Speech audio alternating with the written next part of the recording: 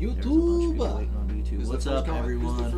Who's the first comment? There's already a bunch on YouTube. I haven't seen it on the live stream, so it doesn't count. All right, everyone. Thanks so much for tuning in. Tonight we're going to do a little talking about catching and cooking and cutting. Our favorite part. Storing. The best part. Smoking. Yep. While we're all out there. What to do with your fish. Because I have a whole bunch in my freezer right now. We need to have I was this going to talk. say, we can't just say smoke. I'm just going to smoke it. I'm just going to smoke it. That's the cheater way out. That's the way to get it all done fast. We need to can some. We need to make some candy out of some. Yep. Paul Martinez, good job, dude. Glad you're able to get one finally. You guys know the drill. Make sure you guys drop comments. Let us know where you're tuning in from. I only see YouTube so far, so hopefully some Facebook. Oh. Takes a little bit. Nope, yeah, I got notifications. Oh, good. Oh, you haven't seen a comment yet. Clint. No.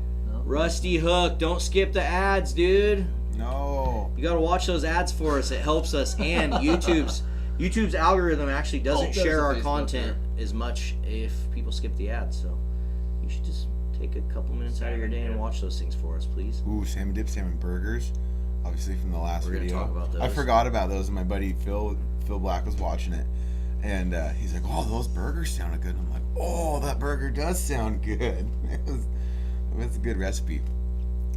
I don't know why we don't scrape every single one of those springers I and know. summers and stuff that we get. Like, Well, it's supposed to just had Steve. It was a good time for that video to come out if you guys want to go down and check out some of that Southern Oregon fishing.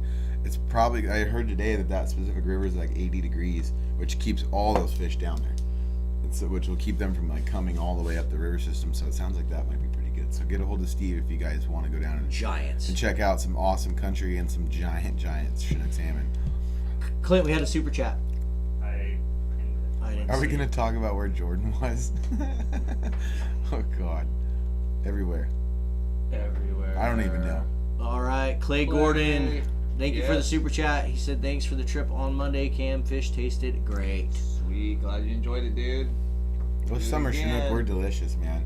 They're awesome They're fish. amazing. And the water's not quite that warm, and they've only been in that warm water for a day or so. Unlike in the fall when it's 76 degrees. That's right. Hi, Cam. Hope you got out fishing. Been out fishing every day. Another thing we need to say is huge shout out to Stevens Marine. Thank you for Stevens Marine for sponsoring the Addicted Fishing live feed. We appreciate those guys over at Stevens. They're supporting us, so you guys should go buy a boat from them. I really like my boat right now. Yeah. That ocean's been a little spicy, but it's been good. So we've been getting out. Gotta love the Columbias, man. Yeah, I've loved mine so far. It was windy out there a couple days. When you gonna follow me west? Go out in the ocean? Yeah. You tell me the day and I'll follow you. Give it a week. Tag along. Give Tag it a little more along. time. A little more time. Stop spamming. Who's spamming? Come on, guys. Don't be spamming the We comments. got New York in the house. All right, guys. We got about 200 of you in here so far. We're going to give you an opportunity to win a filet away fish, man. I thought it was fitting since we're talking about cutting up fish and stuff. Should the question be, what's your favorite way to eat a fish? Yeah, I think that's what we should do. So Yeah. do us a huge favor. Smash that thumbs up button on YouTube, on Facebook. Hit it as well. It helps us a lot. Share this out there. Family, friends, text message, wherever. However you like to share things. Let's get a bunch of people in here talking, cooking, and eating fish tonight. And then drop a comment and let us know what your favorite way to cook and eat fish. What's your favorite way to prepare it? That's what we want to know. Oof. And we got a Irish super cherry. chat. Heck yeah, I like the sound of that, man. I wish I'd do more of that. Light smoke brined and end can 'em. Yeah. Yeah. Yes, I know. If canning, So if I time-consuming. had a wife that would can them for me, I'd do it. Sharon, this is your fault. It is a process. Do so I'd you even say- have a canner? It's a lot of work. Yeah, I do. Oh, I actually feel have. like, get a canner. I actually have a pressure cooker and yeah, I actually have one. I'm too lazy. It's not actually that I'm too lazy. It's that I don't have time. It's like I was It's talking a process. Yeah, I was talking about to Lonnie about the fish. I'm like, dude, when you smoke fish, it's like 2 days Yeah. of your life. It is. And especially because you don't want to mess it up. You want it to come out perfect. Yeah. Raw. So who wants to smoke all my fish for me? Uh-oh. And you can have a quarter of it. What is people saying? Lemon, butter, Italian seasoning with eggs. That's interesting. How do you store, clean, and cook a delicious bass? Craig says you don't. You just cut their gills and throw them back in the water for the sturgeon. Yeah. All of them. Dude, sometimes we go up to Hood River and we launch and we kill like 20 bass and we fry them all up and make fish tacos and they're delicious. I've been killing a lot of bass lately. a couple guys that I saw today too were going to a special place and getting walleye. So, so they got enough for fish tacos. I was jealous. I was like, oh man. Garlic, butter, dill, sliced orange, and pineapple. That sounds Interesting. delicious. Yeah, a little Hawaiian style. Sashimi over a bed of rice. Yes. Mikey, what up, dude? Atta boy, Mikey. I'm with you there. Definitely depends on the fish because ceviche. As long as it's not that freaking smoked black cod he always peps around. You didn't like that? You didn't like Mikey's smoked black cod? Oh. Have you ever yeah, had- so I Everybody, can't- everybody like, oh, I'm like, I just can't do it. I don't know Yeah. why. It's not, that fish is not for me. I have feel canned like some it'd be salmon dry. before and tuna, but it's I a feel like process. it'd turn out dry. No, it was just It was- the opposite. It it was was like, just it's too like, moist. yeah, it's like the most oiliest fish you could Okay. ever find, and they, that's why they smoke it. Blackened. I really do like blackened. That is freaking money. Especially the sockeye. That's how I ate almost every sockeye I got. I just in a pan with butter, black and seasoning. With cheese and a tortilla, life Northwest Fishing Secret style. Yes. I want to make that cheesy Big Dave's recipe that we had one night up in Alaska. He That was read good. my mind that night. Remember all day? I'm like, Dude, man. that was some good meals. Shout out to Leslie for cooking us some Yes. delicious meals. Leslie Manners. Thank you so much. We also have a special guest joining us tonight that's going to jump on for just a few minutes and talk a little bit about cooking and catching and doing all that kind of stuff. So stay tuned. We got a special guest coming. Should be a fun one. Hi, Barb. I'm glad to know you got some sockeye. I tried to reserve a spot for September, but the whole place was booked out. Thankfully, I know everybody needs it up there in Alaska. It was a tough year last year with COVID and stuff, but now everybody's flooding up there, going to have some fun this fall. Yep. Good. Belly meat smoked. That is pretty damn bomb. Can it. Blackened with chili verde. I only can salmon. Man, Whole fish on barbecue with sriracha and orange slices. There you go. That sounds really good. Thanks for the super chat, Outdoors Oregonian. Appreciate it. Clint, what about picks? Did we get those pulled? You should team up with First Date Fishing. Hey, Isaac. We just did, I think dude. we're being trolled. Isaac, we have some first state fishing collabs on the way. Mike was super fun to fish with. Really good guy. He was at the live feed last week, right? Yep, he was. He was in it for just a couple minutes. Anything on the Traeger? Seems like every guide in the country is booked solid, and yeah, Jacob, there is definitely an outpouring of people with like the end of COVID kind Wanna of go fishing, whatever, huh? That I mean, just even it's carrying over from last year. There's a lot of new anglers out there, and a lot of you guys out there fishing, and I'm kind of glad they're going with a lot of guides, kind of learn the ropes and Yeah, it's a good kind of thing. get out there if they decide to get on their own, get a little experience under their belt before they go out there and try it and stuff. It's not a bad thing. So No, really good. Mark Leslie, if any of you guys that are watching the live feed want to share your pictures and have them shared on the live feed, just shoot us an email to orders@addicted.fishing. Make sure you include a picture of your catch and your name so we can read out who it is that sent in the picture. Orders@addicted.fishing. Cam, congrats on your first centerpin steelhead, though Jordan would have been the first, him being a fly fisherman. Oh, he thought Jordan would have been the first. Love the Michigan series.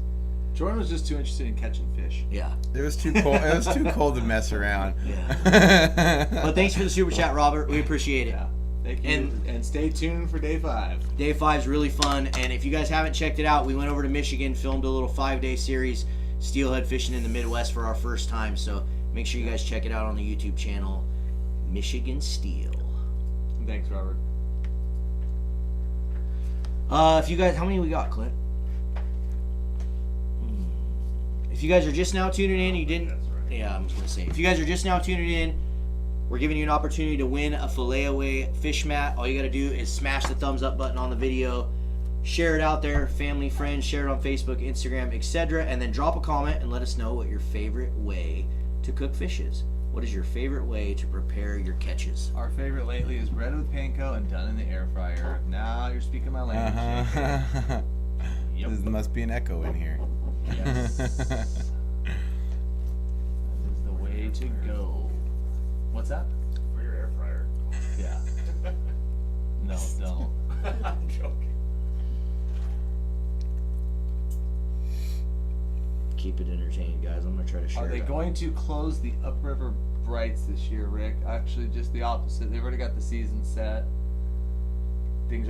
They may do some temperature stuff. I don't really know. Like, kind of once we get like east to Hood River, a lot of those fisheries. I mean, I've heard of like some, temperature talk, but I really don't know. I don't know what those thresholds are when they decide to close something or open something. Well, keeping bubbles closed.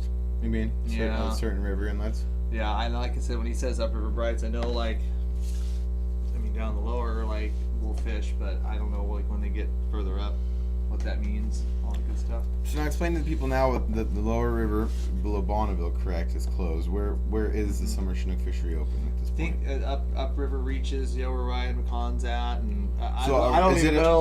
Once Is it it gets just east, it's above all great to Bonneville? me. Once you go past, I don't or think is it it's- further up than that? Further up, shoot, I don't know if the Bonneville pool is open or not, but I know where Ryan's way further up. Right, way It's up. like 6 hours away. Yeah. Yeah. Cam, you need to trot the float while pinning and use the Wallace cast. I did send some pictures though. Dervesh, you're speaking Greek, man. I need to trot the float. Is that like slow the float down a little bit so it feeds the bait forward kind of a thing? I'm guessing. Mess with that mic. And use the Wallace cast. Yeah, dude. Like pretty much the whole idea of the day 4 was nothing but just try to get it floating down the river. Like that's like the extent of my center pinning for that day, and as far as I've gotten it. So yeah, I'm definitely gonna have a center pin rod built, and I will be center pinning all winter, just because it's fun, not because it's better. And why but not? Because it's fun. What? And why not, right? Why And not? why Yeah, why not? not? Right. Exactly. Why not? Outdoors Oregonian. Thank you for the super chat. Well, why did we switch it back though? Hold on, just stop. It's just flipped it all the way left. But we'll see if that fixes it. That doesn't, because what that does is make it so it's taking sound from every single corner of the microphone. Man down. When are you busting out the Old Town kayak? Outdoors Oregonian just had a super chat. We appreciate it. Yes, we are just about to Why don't we embark buy a new one? on our kayak fishing lifestyles. It's so annoying. We have a couple Old Town kayaks that just showed up. Thank you so much to our new sponsor, Old Town Kayaks. We need to sell And those we just got the mics that we paddles waste today, money so on. everything's Buy set up. one of these. And get ready. It's going to be a long summer of kayak fishing, and we are excited. You know where we're going?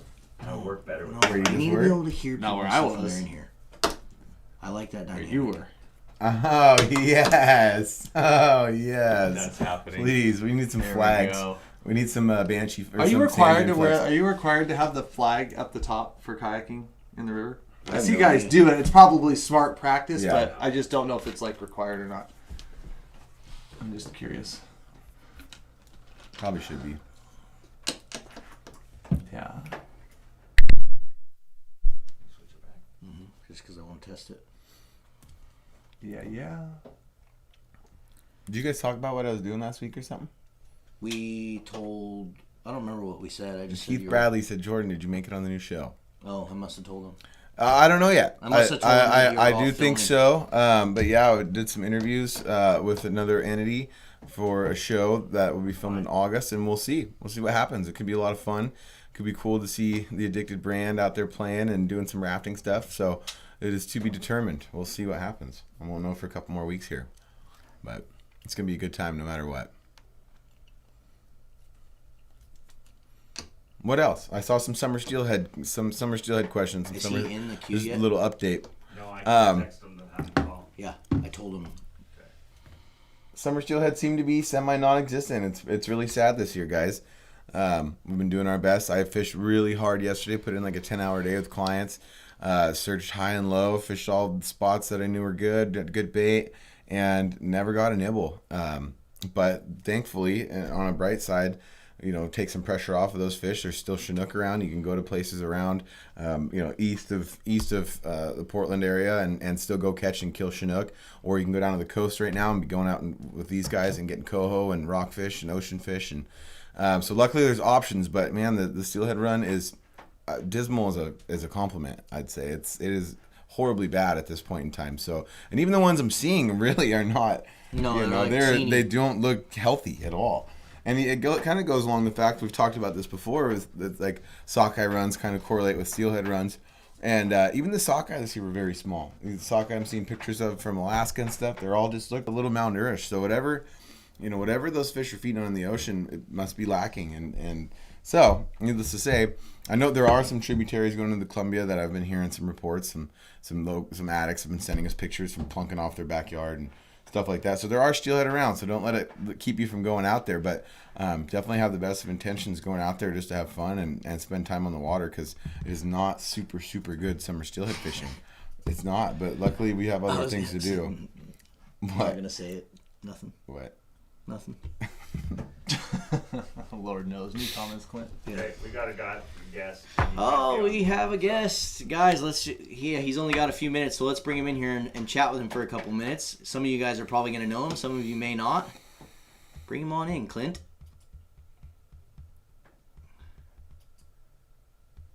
Sorry, hang on. You figure it out there, buddy? The guest has muted himself. There he is. My boy! Was that Bear Can with you hear us. me? Bear with us, guys. We're Oh, bringing he him hears in. me. He hears me. Yeah. What's up, brother? I can hear you guys. I can hear you. Uh-huh. Let me whisper in your ear. Ooh. Watch out, I might whisper back. Well, I can't hear you, so this isn't as fun. No, sorry, I can turn it up. I just don't. Oh, yeah, I got you. Let's just go just enough.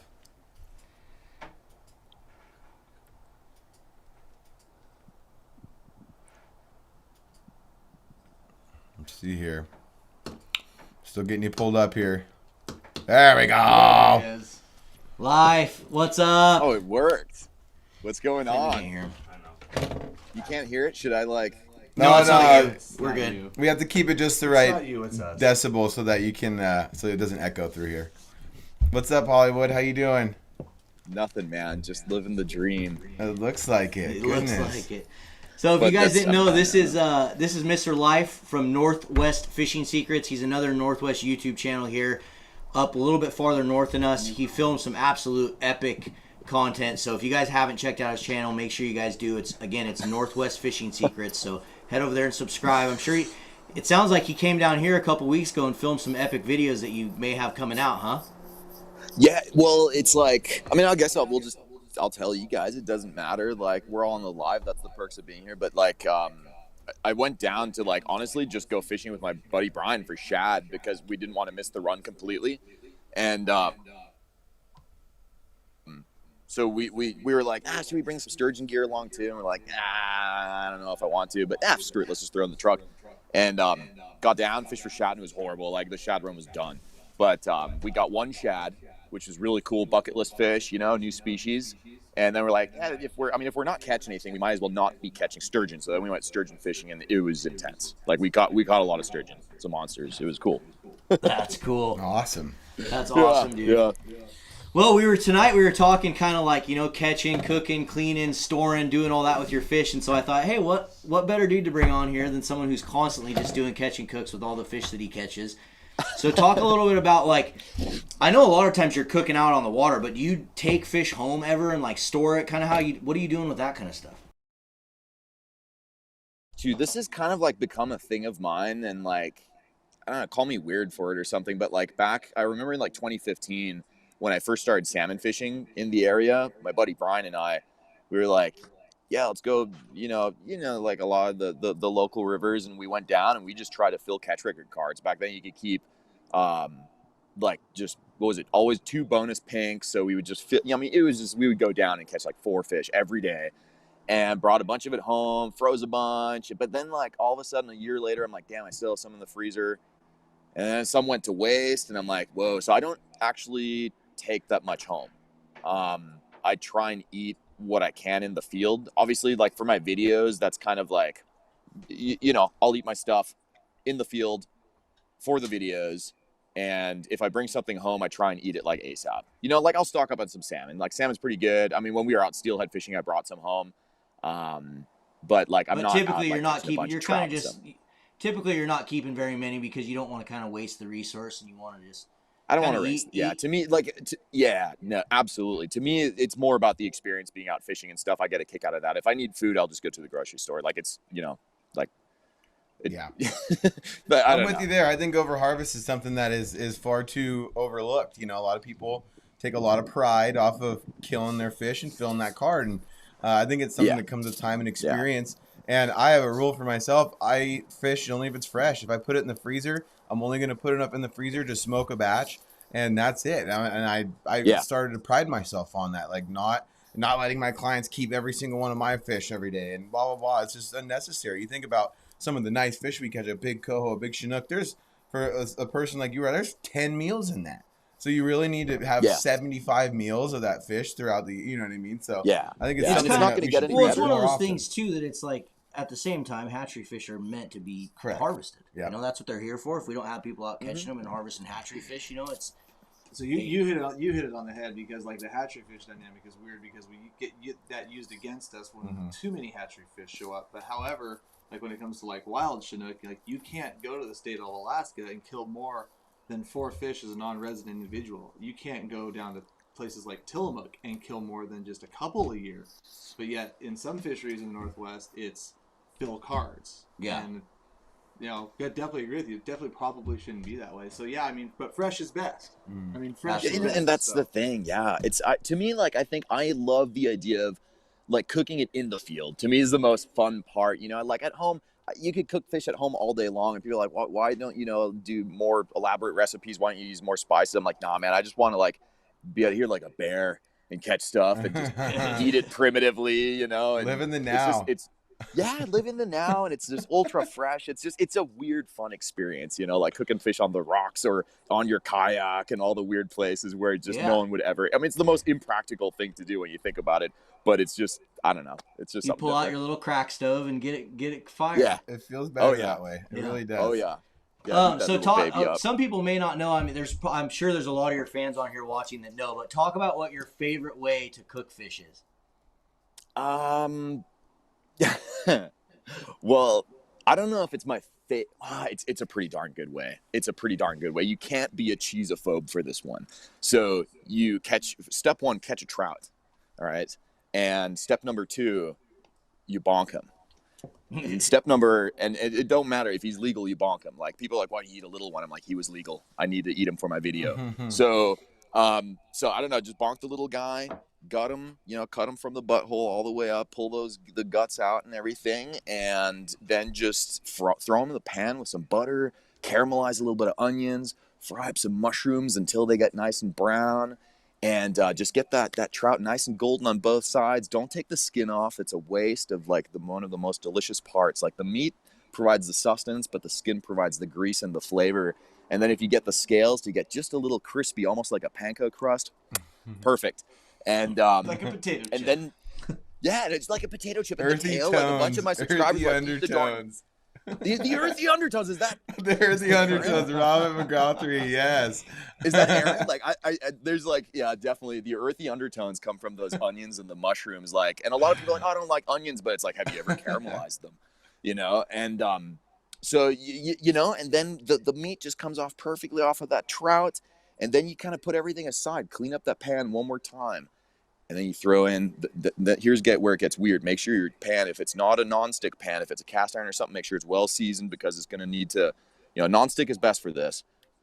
But throw in some cheese, handful of cheese, doesn't really matter, like a Mexican blend or some cheddar or whatever, and get that cheese in there, get her nice and sizzle in the pan, throw a tortilla on that baby, give her just a second, let them make love in the pan, and then just kind of let the heat go down, pull it off. It'll be golden brown and crunchy cheese baked onto your tortilla, throw it all on, and boom. Oh, and you need Danish sea salt, otherwise the whole thing's like not worth it.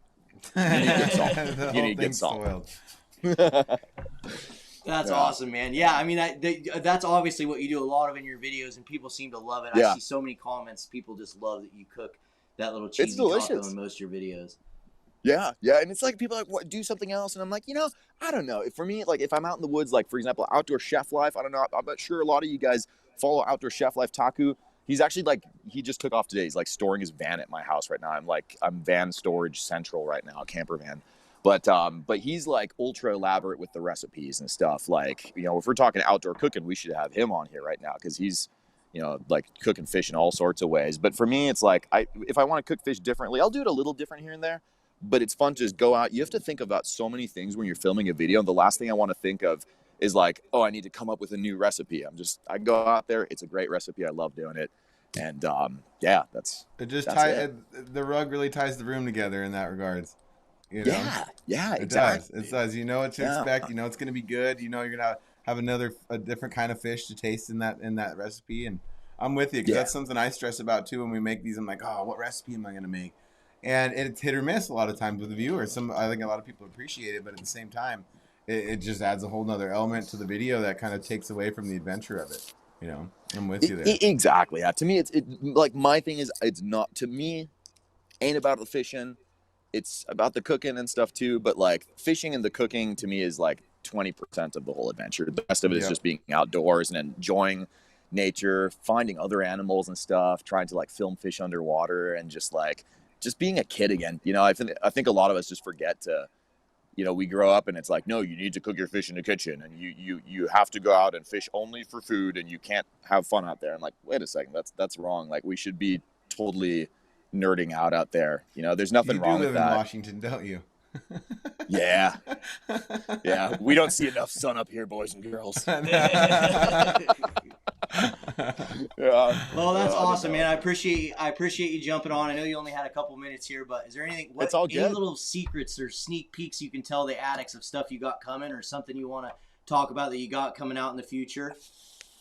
You know, I think like I'm gonna try and like we've got to link up probably again for a little bit of salmon fishing and stuff. I know a lot of people are asking me like, hey, are you gonna do some bobber fishing for salmon? And I definitely want to. Like I hear it's gonna be a good year. So we'll have some fun doing that. But like, I don't know. I mean, on my end, I'm definitely gonna primarily do trout and like go backpacking more to some like really remote places. I'm just waiting for snow to melt up there. I did just buy a new boat, or not new. It's like a new to me boat. But it's stuck in Portland right now. It didn't come with a trailer, so that's gonna be something. I'll probably like mix that into the videos too. I'm trying to do some weird underwater filming stuff, like some weird, like more like nerdy science stuff in the Puget Sound, and just try and discover, like, get footage that like hasn't happened before. And that's probably about as sneak peeky as I can get. So maybe we should get together and do some weird stuff together. Jordan like there's loves room to on do my weird tugboat shit, for you so. guys. I know. That's for sure. I know. We can do weird shit together. It's all good. I'll take that title. I'll try anything twice. All right, buddy. Well, thanks for joining us tonight, and everyone watching again. If you haven't checked out Life, make sure you guys go check out his channel, Northwest Fishing Secrets. Appreciate it. Really Yeah, absolutely. Videos, so check them out. See you guys. Appreciate you jumping on, dude. All right, miss you, brother. Yeah, absolutely. Enjoy your guys' evening. Yeah, miss you guys too. Let's get together soon. Absolutely, man. Have a good night. Take care, man. You too. Later.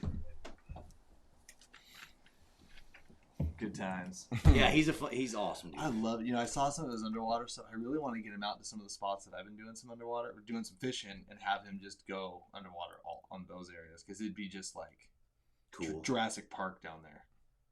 It would be cool. Yeah, he uses get out that there. like aqua view. I don't know what camera he's using, but it's pretty freaking cool, the footage he's getting from underwater. It's like split, so it'll be like you'll see him in the background, but you can still see like underwater. It's really cool. Yeah. Yeah. Yes. He says time for the giveaway. You're right, Clint. We never picked a winner for the fillet match. We just randomly select anyone from the comments who's been interacting. That's one good thing, guys. If you interact, drop questions, talk on the live feed, you have a chance to win a prize. So pick a winner, Clint. There we go. We got Mr. Jim Ackers. Jim Ackers. I probably butchered your last name, but you won yourself a fillet away fish mat. So shoot us an email to orders@addicted.fishing. Make sure you include your name, your shipping address, and let us know that you won the fillet away fish mat. We'll get it shipped out to you. Appreciate you, Jim. Thank you guys tried the spin fish lure? I have not. I need to. I keep hearing tons of stuff about it, but I need to get out there. Yes. A couple things. We had a super chat from Outdoor Oregonian. A couple. I kind of wanted to. I saw a few questions kind of roll in, especially because I wanted to kind of start off this conversation tonight.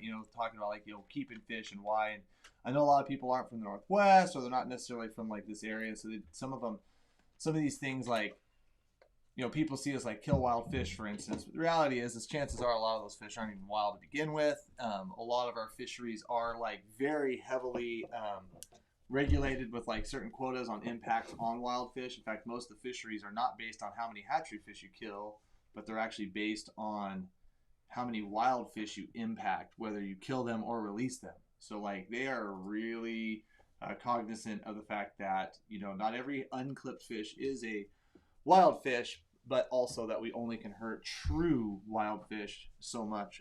So Outdoor Oregonian asks, with millions of guides and anglers, we're seeing a lot of wild fish killed, but the reality is like a lot of those fish, like I said, in the fall time, don't even get clipped. And there's a lot of situations where the hatchery systems and stuff like that aren't even clipping them. And then there's also situations that there are good wild fisheries as well. Genetics. Yeah, very self-sustaining. Runs. Right. Yeah. So just because you see a unclipped fish doesn't mean that it came from necessarily like a depressed area, or that, oh gosh, it was a wild fish. Like the reality is you don't know from the picture, but also like I said, everything is just so crazy regulated that the odds of us really doing, they're going to pull the trigger on closing the season long before we catch the last one, if you will. And then Justin Vargas asked, let hatchery fish go. It helps the wild fish, it helps the run, right? If we let hatchery fish go. And to a point, yes. And there are times that where I let them go every once in a while. hatchery fish, well, let's talk about winter steelhead if you want to really talk about that. Let them go all the time because they taste like dirt.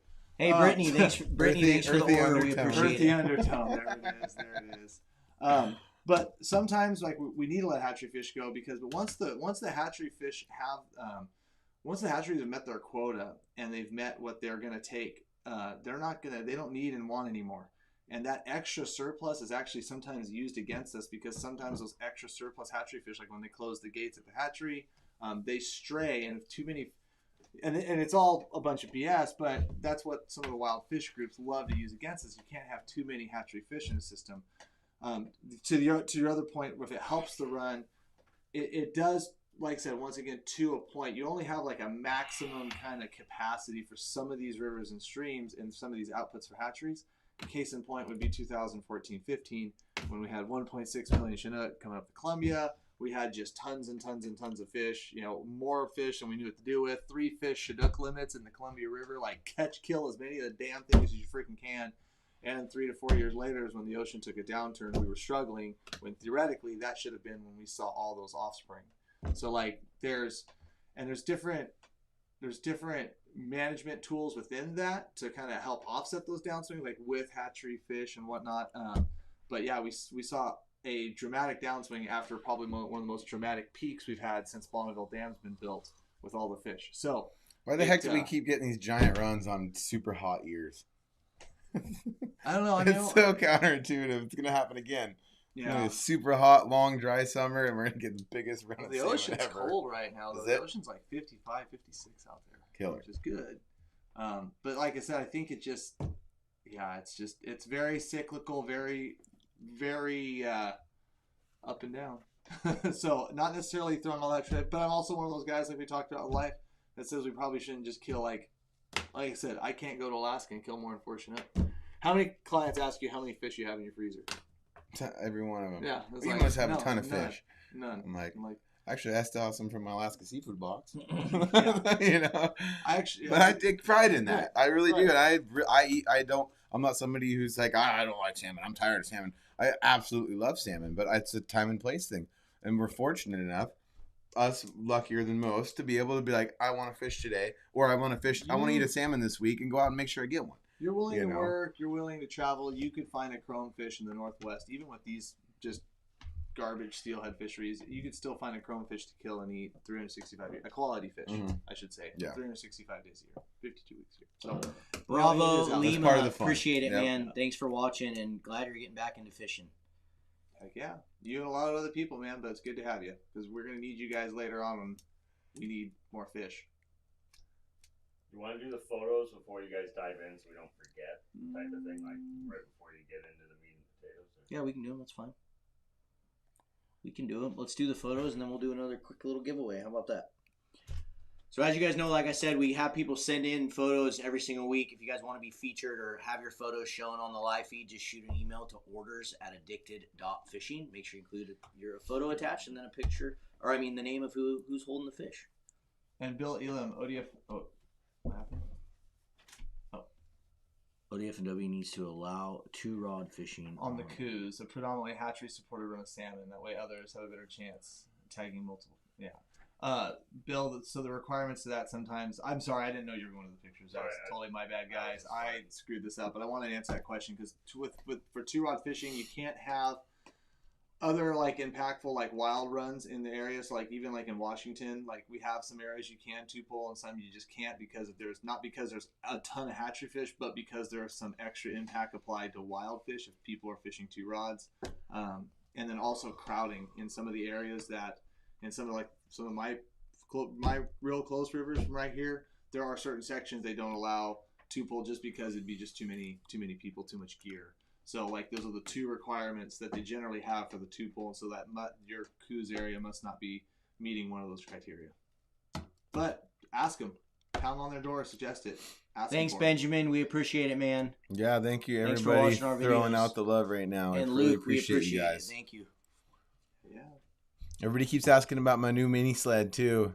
It's a little sled with a big attitude, but we'll do a little walkthrough once I get it wrapped and stuff. Me and Marlon still need to get our boats wrapped, and it's an awesome little boat. I'm super excited to have it. Thanks to Cameron for hooking me up.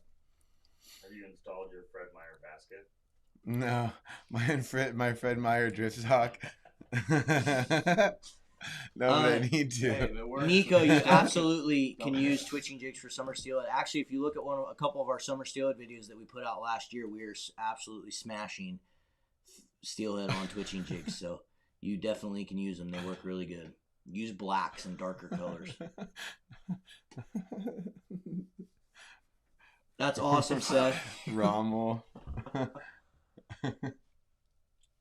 Oh, I missed it. Third one up.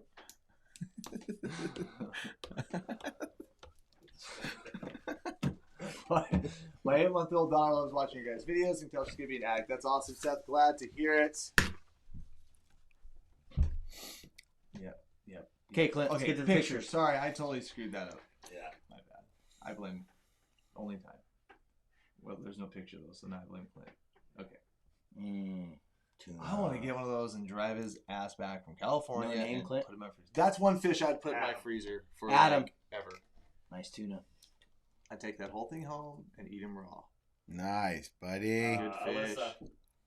Nice. Got his addicted flag hat on there. Heck yeah. Kicking butt. That's right. Good trout. Nice little pond. And Yeah. Blue Got Aurora. the Blue Aurora. Shocker. Looks like a little estuary action there too. Weird. That never works. Heck Brad. yeah. Nice fish, Brad. Oh, I know. Oh, I don't know where that is. I thought I did. That looks like a fun beach to fish, though. You tell you It what. does. A lot of beach there. Bryson. Yeah, bonk. Nice job, Bryson. Bonk 'em, Bryson. That's a badass picture. Give him the wood shampoo. Heath. There you That's go. a stud. With a little Papa Pooey action. It is. Mr. McPapa. Nice. Look at the spots all over that fish. That's a big fish. Kyle Jr. Nice. Nice. Nice. Mullet, little man. Killing it. Good fish. Excuse me. Michael.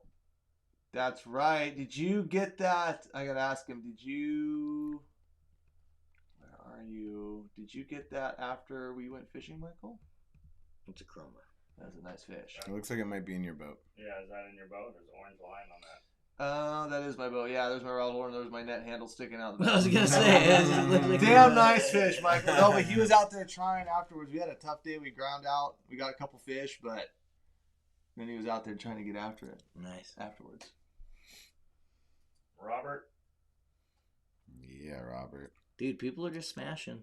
Tastiest fish in the world. A lot of clipped hatchery shadooks. Yes, sir. And It was a good Robert. That's a big one. Chunker. Another monster. Just fatty. Slunchy. Nice job, That Robert. looks like our neighborhood. Good. It's really cool. That's it. All right, everyone. Thanks for sending in your picks. Again, if you guys want to send them in. Orders at addicted.fishing. We love sharing them. I We know. love I seeing need them. to get a little bit further south. Damn it! I'm waiting. What? I'm packing downriggers this week for them. Chinookies? Mm-hmm. They're already out there, dude. The huge ones stage up early. You're just not fishing deep enough. I probably was not.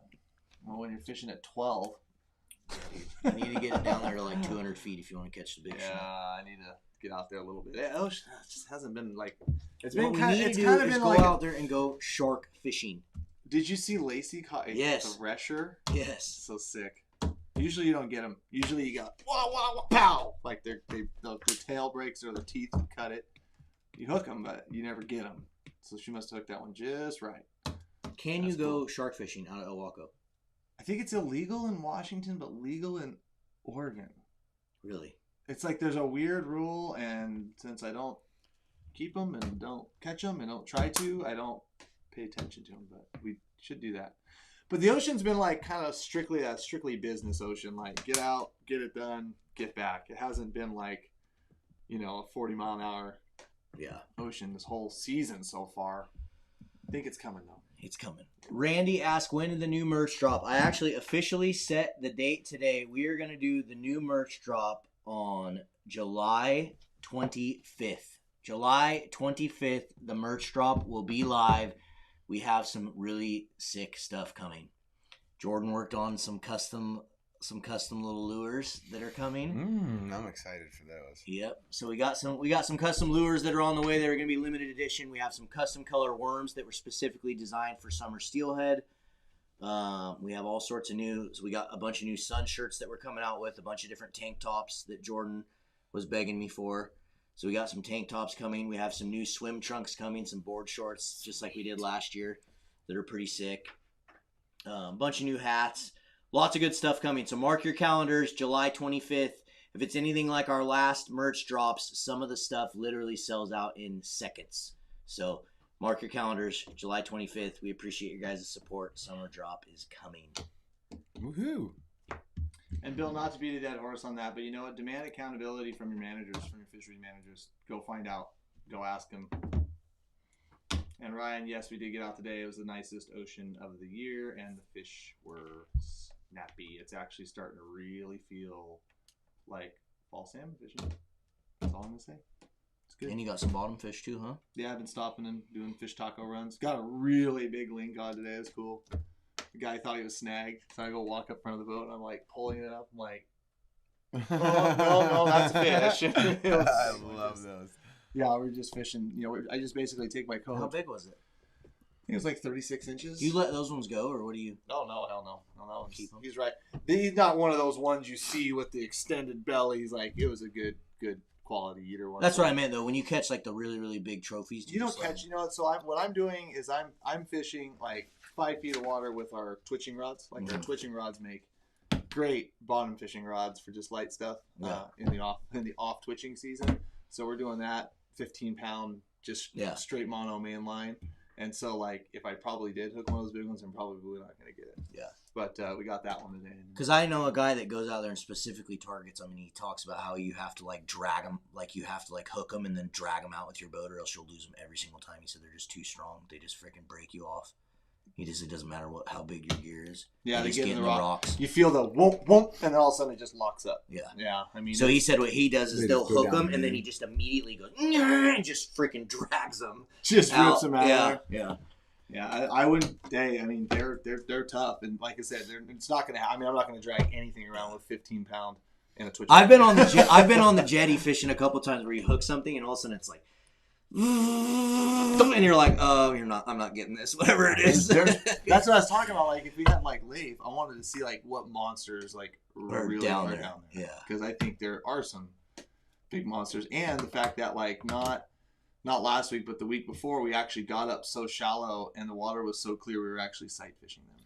I want to go. Why are you not I top want to water? spearfish. I'm going to bring my spearfish. top water gear. It can happen, especially in some of the spots I'm fishing. Yeah, it can happen. But we were actually That's all I would be doing. actually sight fishing lingcod on the bottom. That's Looking cool. Down, like Cabazon, Lincoln. I want to do it. I want to go down there with a little yellow buoy. I'll attach it to me, and I'll just swim around with my spear gun. And if There was a boat actually out there doing that. that would be yesterday. so much fun. Yeah, if you it's can only spear that 'em, deep, huh? and it wouldn't be freaky to I go love down to very do it, far. too. Just free Just- dive. It'd be cool as hell. Yeah. No thanks, you guys have. Aw. It would be cool. Go all Hannah Barron on a freaking lingcod. Oh my gosh, the thing would rip Tom? you to shreds. Tom, octopus. Octopus. Yum. I love some welcome. octopus. Octopus. Okay, well, what are we really talking about? We've got some video. Oh, we just got answering some. all these great questions Yeah, and it's been a talking some fun. fish Just stuff, it's been but- a fun community night. Yeah. So my favorite. So Rally giveaway. Okay. rally giveaway, and let's talk some food. Let's talk about. I'll talk about. We have some video staged up. What did we do that for? Let's do that. What was the point of that? Just to talk about the video and what we did there? Yeah, I just wanted to bring them up as we were like. Gotcha. What's our next adventure? What is your next adventure? Oh man, we got 2 weeks at the end of August. We're trying to plan some stuff. We were thinking of a California trip, but it sounds like the entire place is on fire and there's no water. I think we're gonna stick around here for some of July. We've do been some- getting a lot of requests for more trout, Yeah. more small water, especially people want to see, like, I've already seen a bunch of comments on here. People want to see more, like, creek, yeah. small creek trout. We have a fishing lot of really stuff, so- local stuff around us here in Washington that we haven't capitalized on. So I think we're going to be doing a lot more backpacking, kayaking, especially Yeah. camping, and just taking care of all those summer tasks. You know, probably go spearfishing for some crawdads again. You know, just do fun stuff like that. And then actually, we have a really cool trip planned at the beginning of September. We're doing a 5-day float through a wilderness area in Southern Oregon.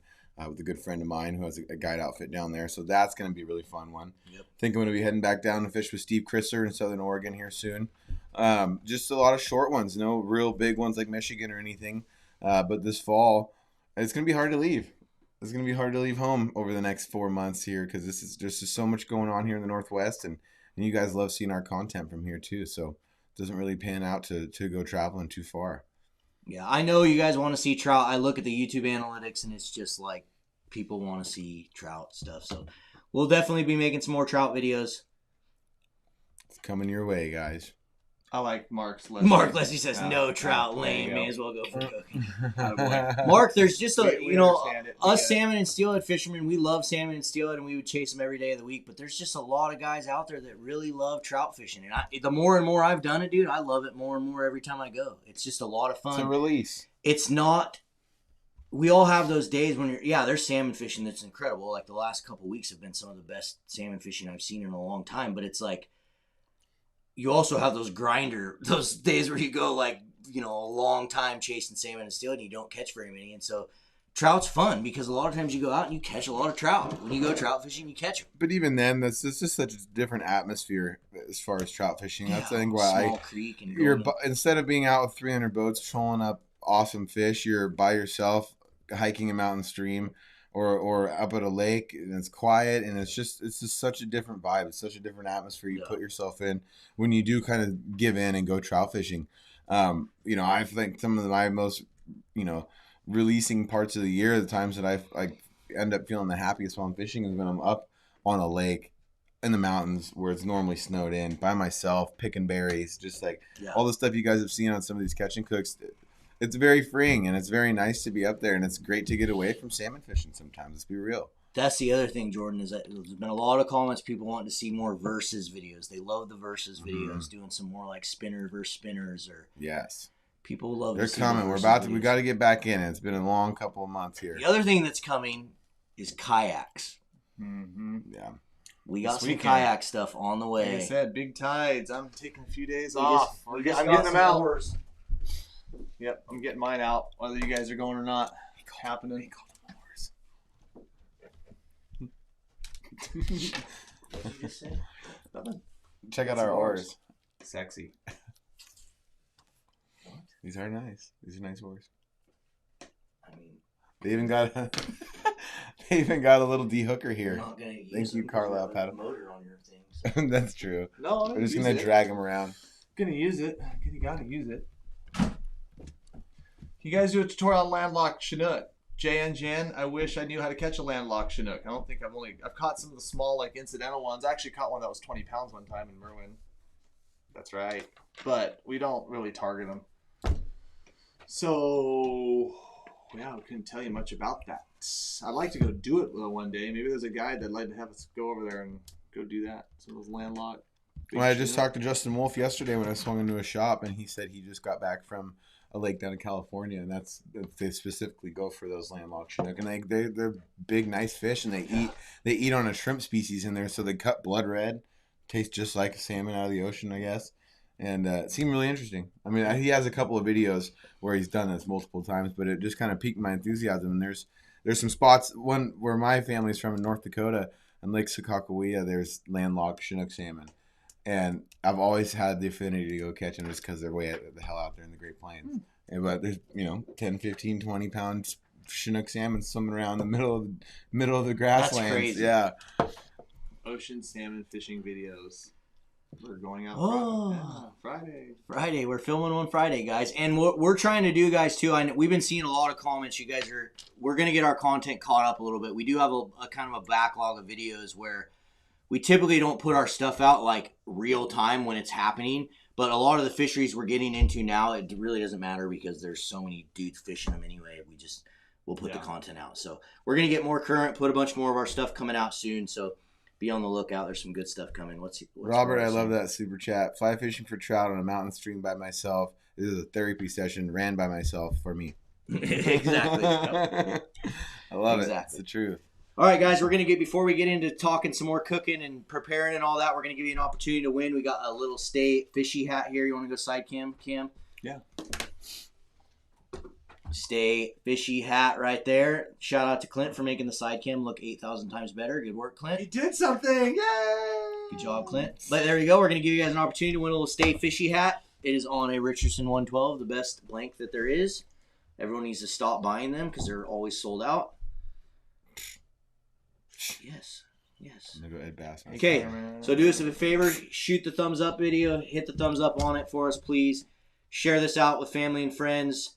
How many people do we even have in here, Clint? Do you need a question? I have one. And congrats, Rat. Ask a question. Let's ask we got one really good question to start off the cooking and prepping and smoking. Let's get some other questions in here to kind of fire it up. So ask your common cooking question, whether it's our favorite recipe. How long would you let something stay in the fridge? How long would you store it in the freezer? How would you store it in the freezer? How do you fillet it? Best ways to prepare it? Anything like that. Start that conversation off. Are those still on the... I spy an addicted chair. Are they still up there? You saw the camera. Yeah, we still have some of those guys. We came out with, in our last drop, we came out with a plunker's chair, basically an addicted camo folding chair, and there's still a few of them. I think there's 5 or 6 of them left on the website. So if you guys want to get a plunker's chair, there's only a couple left, and we'll probably never make them again. So get them while you can. Ashley, great question. Have you made fish and chips with salmon? Oh, I would love to answer that because I'll talk about that in a minute. See that? Great question. Writing it down. Yep, got her down. You're getting written down. How would you store fish in a dorm room? That's a very good. Oh, that's a video idea.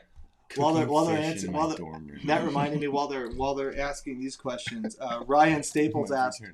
He goes, "Oh, your first pinfish. Did you guys eat it?" And no, we didn't eat it when we were in Michigan. But funny story because we were in a hotel room and we couldn't really eat it. But we went to the bar afterwards because the only place open for dinner. And Kyle went a famous bar. And Kyle went up and asked a couple of other fishermen sitting at the bar if they wanted a few steelhead that we caught, and they took them. And they loved it. They were so appreciative. You're kidding me. They're like they didn't believe that we just gave him 3 or 4 steelhead. Yes, 3 or 4 steelhead. But then it just to go to the point not freezing fish because a couple of people I give fish to my neighbors and stuff like that. I mean, fresh fish is it is an awesome gift, and people are. This guy was holding it. This guy baby he literally was holding it like his child. It was. Are you serious? Funny. But so no, I didn't eat that steelhead, awesome. But it got given away, and I guarantee you, it got eaten that night or the next day. The guy was super happy about it. So. Yeah, we actually didn't keep very many fish over there. Right, we didn't. Kyle wanted to keep some to make some bait, but also we were just. With Kyle wasn't in normal guide mode. We were fishing dawn till dark. just didn't have a lot of time there to do it. But they got well used. And I use that trip as a comparison and explain to people how hard filming is. Oh, Up yeah. at 3:30, home at 11. Up at 7 days straight. 4-hour time change. That was brutal. Jordan, a ceviche recipe. I've been wanting to do one. I want to do it with some lingcod or some rockfish. I like to do it with whitefish. I've never tried it I'll bring with. you home one tomorrow. Yeah. Yeah, I'll bring you one. We just got to do it on the boat. Yeah, well, you need to just go onto the jetty and do it. True. That's Pack what we'll a do. little bowl. Yep. No, what you need to do is do it right in the freaking. How long does it take to do it? It has to go overnight. It has to sit in the acid of the fruit for like 24 hours. And actually, it'll cook it. It turns into like, it's like it almost feels pickled. Yeah. It gets that consistency to it. But Yeah, a J-Rod. great idea. J-Rod, the walleye fisherman over east, he said he does a ton of walleye ceviche, and he said it's amazing. The only one I've ever had was halibut, and it was phenomenal. But it was from some guys up in Alaska. He said rockfish is the best. Heck Yeah. Well, there's plenty of those little bastards swimming around. Tamari, hello, how are you? Especially you throw a skook and bait. Could you imagine how many there are? How many do you think there are down there? I don't Is know, there man. estimations? No, but here's the thing: they're super pelagic, right? So like years ago, they cut off some really big spots that they made in marine reserves, and the idea was that those marine reserves would feed and seed all the other places we fish because. Yeah, you can't keep them in the Puget Sound, right? Well, yeah, in some areas where they're depressed, you can't keep them all Oh. because they're so like aggressive and they just eat anything you throw in front of them. But you just wipe them out. But like some of the areas offshore, they do. Anyways, but it's weird because you'll go through the rocks someday and you'll catch just nothing but little rats.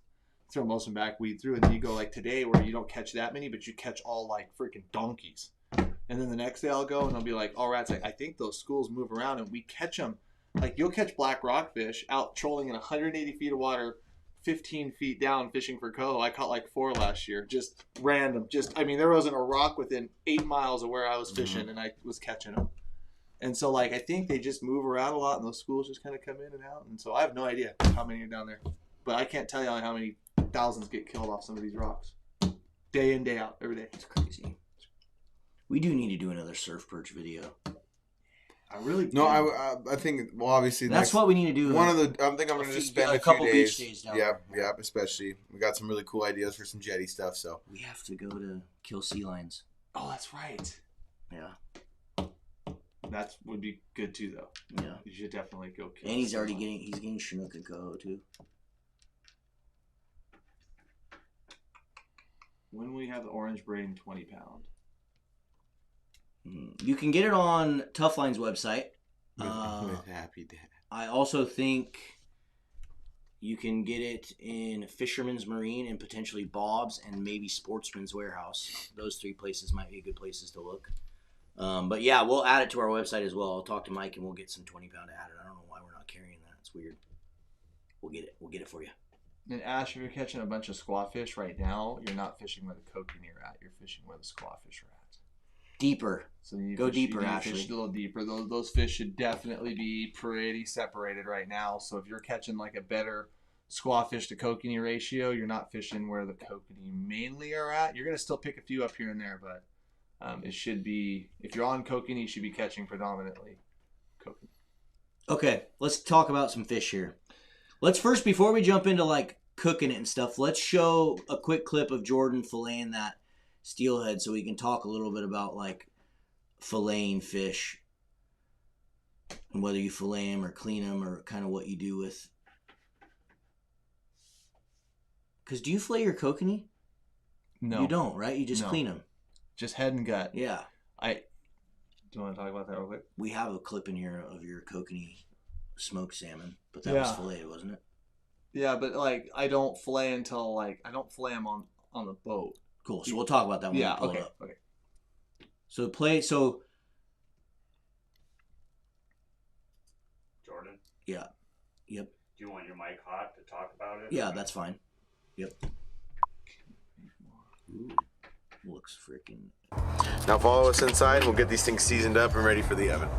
All right, everybody, now we're back in the kitchen. Welcome to another edition of Carnegie's Kitchen here. What we're gonna do today is I'm gonna show you one of my... Sorry, I told you to cut straight to the cooking portions on all of them, but not this one. This one. Well, this is, What video even is this? this is a Springer video. I was gonna say this isn't even the right one. Fail. I'm like, what? I'm like, that doesn't. This is the fillet. Jeez. My bad. Sorry, there's too many videos with Jordan in it. This looks like a younger Jordan video, though. Was it in the wintertime with Pop-Off? Oh, yeah, look at that. Skin a cat here or fillet steelhead. This is my favorite way. There's many ways to do it that also work just as well, but this is quick and easy and I like getting it done. So So what we're gonna guys, do we here, thought I'm gonna we'd show you fold this just a fish on quick his little back, thing grab it here right by the for the tail, fillet and lay him right on his this is back how and we go do a right lot of our under that fishing anal with fin, this, honestly. It's slicing fillet. forward right up to the anus there. I'm gonna grab that right in that little pocket there, that little notch that it makes for my finger. I'm gonna skin that belly all the way up to its chin, just like so. Now you can actually save this belly piece here if you guys want. One of my favorite things to do with these bellies is smoke them up. It has a lot of fat, a lot of good stuff, so you can cut that little guy off. That can go in the river for nutrients. What I'm gonna do here now, I'm gonna make sure this is nice and cut open. This is a nice little buck here. If it was a hen, I'd probably save my eggs. Thing is still wiggling. I'm gonna go in here, I'm gonna cut the guts out. Watch your fingers. I'm gonna cut the throat. Pull all those guts out, just like so. Toss them in the river there. From here, I'm gonna make one smooth incision from the top of the fish's gill plate all the way down and under its fin here. So, just like so, angling that knife at about a 45-degree angle, nice and slow, right down to the spine. So once I've found the spine with the tip of that blade, I'm gonna rotate it to about 90 degrees, cutting into that backbone and starting my fillet. Put your thumb right here under the gills, slide that blade right along the spine of the fish, making sure you're feeling that spine underneath that bottom of that blade the whole time so you're not missing any meat. Just like so. Bam. There's our first fillet. It's a good look. Absolutely perfect. So after this, we're gonna take these bones off and I'll show you guys how to do that. I'm gonna flip this over. Same idea, but the opposite way here. You're gonna hold the fish under the gills with your fingers, making sure your fingers are out of the way. Point that knife at a 45, straight behind the gill plate. Straight down once again, right to the spine. There's the spine. Be sure not to push too hard and cut through that spine if your knife is sharp. Yeah, that'll Turn screw it you. back If to you 90. cut through that spine, you're in trouble. Slowly push now, using the full length of the blade, pushing back and forth, and going slowly down that spine, all the way to the tail of the fish. And look at that meat.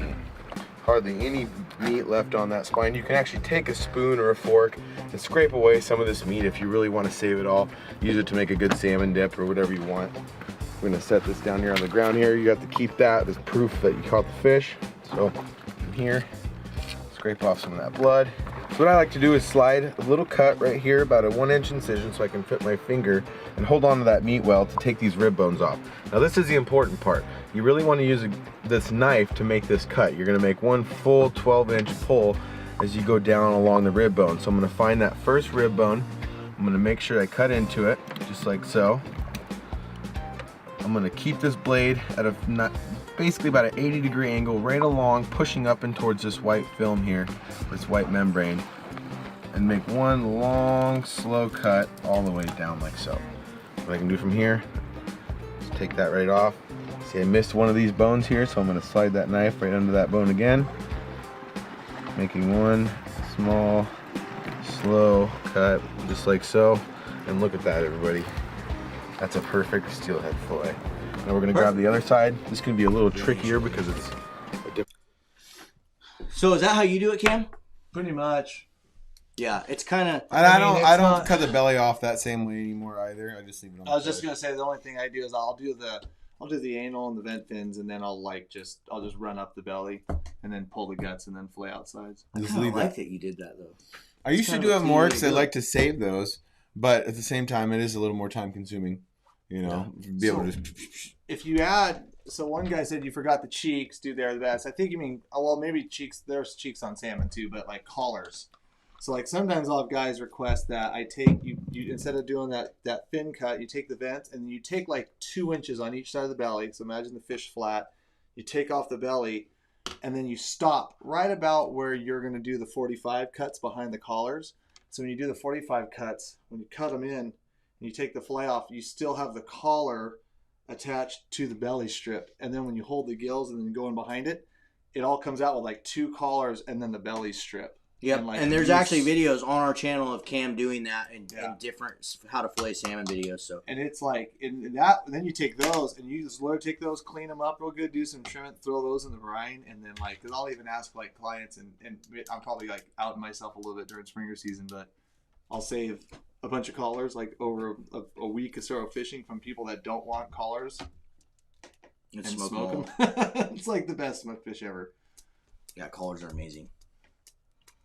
It's kind of animalistic eating them too. You're just like, Oh yeah, you're just picking it all apart. that's my favorite. Okay, Yeah. let's talk about your favorite way, Cam. You're up first Favorite way for what? to cook fish in general.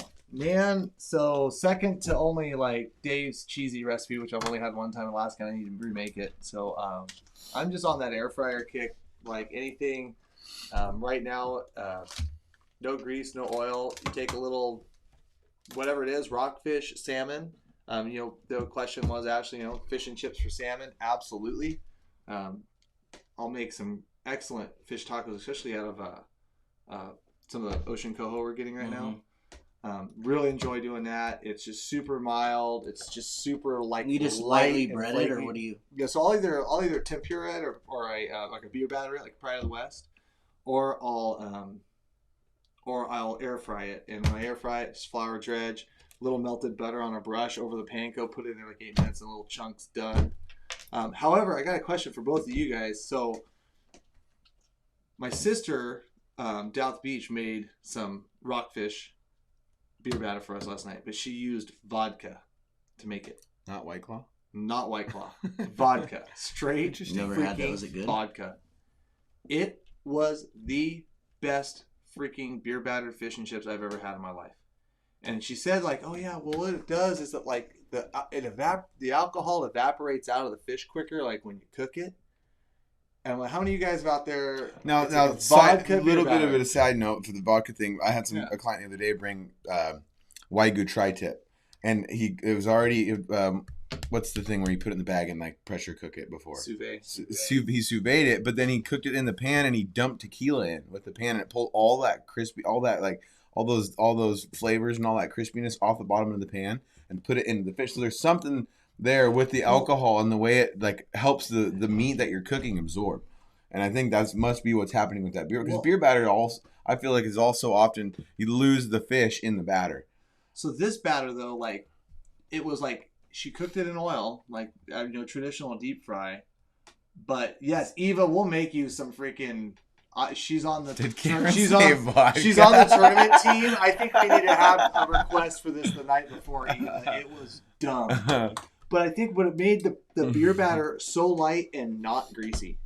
Yeah. Like at all. Like it was like you tasted the fish, you tasted the batter, but like it wasn't like just dripping in grease. Mhm. It was the best beer battered fish and chips I've ever had in my life. Interesting. Well, of course, it was also rockfish that was swimming like 3 hours prior, but it was really good. But I just didn't know if any of you We guys should heard do that. We need. She's got the rest. So hold The on. video is This that is you. so first you have to make it, and then right after you get to make it, you have to chug the rest of the bottle of vodka. She said she put like Like it Steve wasn't will like do it. you put a beer. She put like 3 cups. Well, it was a big batch, it's a big family gathering thing, so she made a lot of fish. But like she put, I guess, like 3 cups of vodka and then a lager. Did you just get the heebie-jeebies from thinking about chugging vodka? Yeah. We didn't taste any of the vodka, and it all cooks out. But I guess the way it cooked out. But she actually said, "I'm like, send me some pictures of that because I want him to do that Yeah. because that it was like." And we need to use pop off vodka. Yes, we do. We have to order some Pop-Off vodka. Did he ever even text you back at all? No, he didn't. Yeah, Wow. so I'm not going to do that. We because tried to it's get Nick in here tonight, Yeah, guys. but We tried to he get didn't Mr. Popoff in here to join us, but he didn't even text Cam back. So Yeah, I know. you should, every single one of you that knows Nick Popoff should go to his Don't Facebook do it. Messenger. I was right going now. to say do that, but don't do that. And all Just you need blow to him say, up. all you Just need to say- say is, "Wow, thanks for joining the live feed." Yeah. Everyone message Nick. And the Popoff. beer batter we had wasn't a Pride of the West, but it was just like another store-bought beer batter. But I mean, dude, it was Pride just of the like, West is good, but sometimes I'm not into it because it's like too thick. It's like it like ruins the fish almost. See this. I Stuff, just Go ahead. No, I was just saying this stuff was really light. Yeah, that's And what I just like. I think it wasn't so much the batter, but I think it was the vodka, because like that's what this recipe called for. And she's like, I'm gonna try that. I like vodka, whatever. Yeah, it was good. It sounds good. Newsflash. Cheap vodka or expensive vodka? It was cheap vodka. I think it was some Monarch. Should use Ciroc. We're doing way better. No, I don't know. I'm with you guys on the beer batter thing. Beer batter is not my favorite way, and I think it's because you lose a lot of flavor unless you do something extravagant with it. You lose a lot of flavor from the fish. I'd rather just straight up fry the fish seasoned than I would if you're saying fish and chips. But The best fish and chips in the entire world are Balpicker. I've never gone Tuna fish never and gone in my chips. life. It's so And amazing. so that Never gone. real lightness, like It's light, yeah. that is exactly what last night kind of reminded me of. It was just very.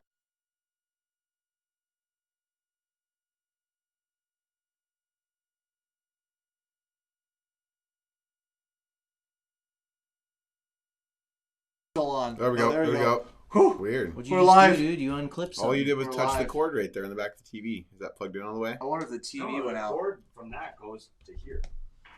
Mm. See, it brines the fish in vodka. She didn't brine it, but I don't know, man. Like it was so good that like I mean, it's one of those ones that like I'm gonna try. Get some people over and try. Thank to you make for the that super recipe. chat. We appreciate it. You scared me. I thought we thought you lost. We thought we lost you two out. Don't worry, I got scared too. But yes, Patsy, if we're on the realm of fish and chips, the fish and chips recipe, a buddy of mine that worked on a tugboat with me showed me with the instant potatoes. That's by far my favorite.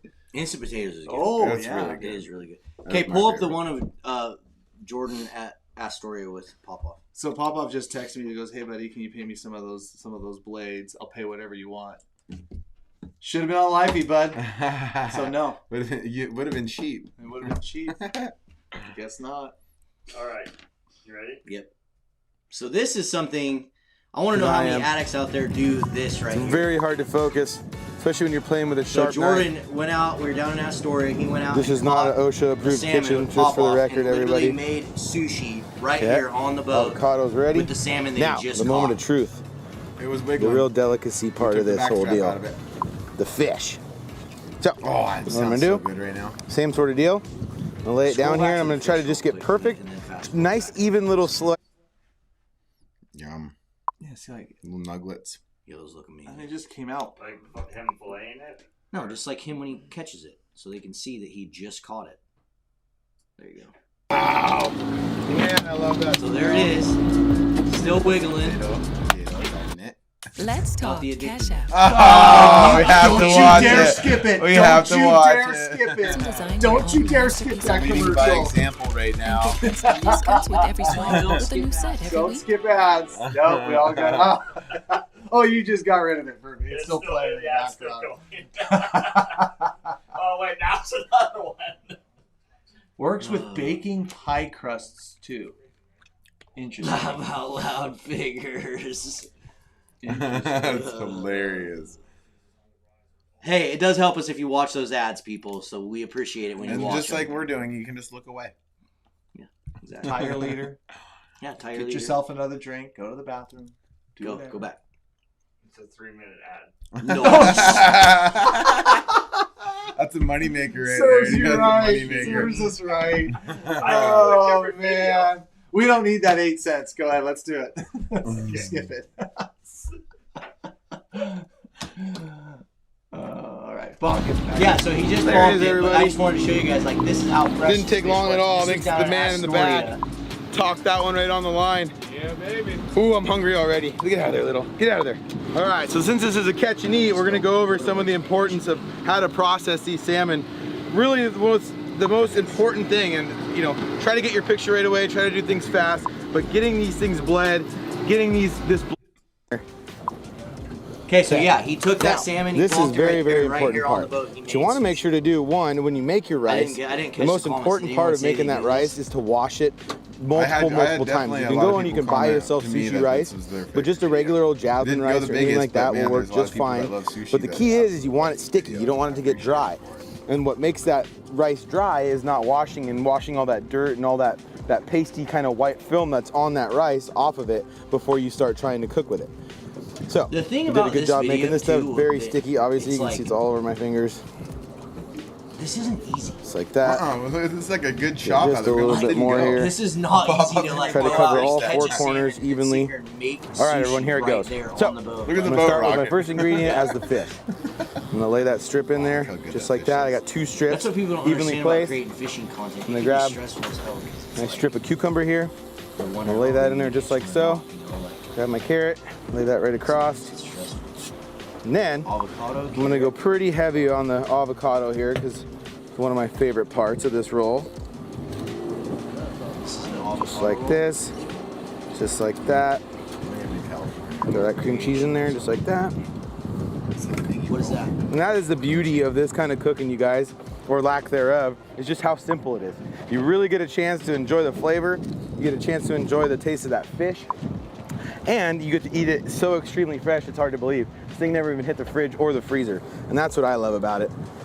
Okay, so I'm just gonna slowly roll this, because the last thing we want to do is bust that nori or that seaweed and ruin the whole operation here. So nice and slow, keeping it nice and tight with your fingertips. We're gonna talk about that in a second. Nice steady roll. Oh, it's breaking, but that's all right. It all goes down the same.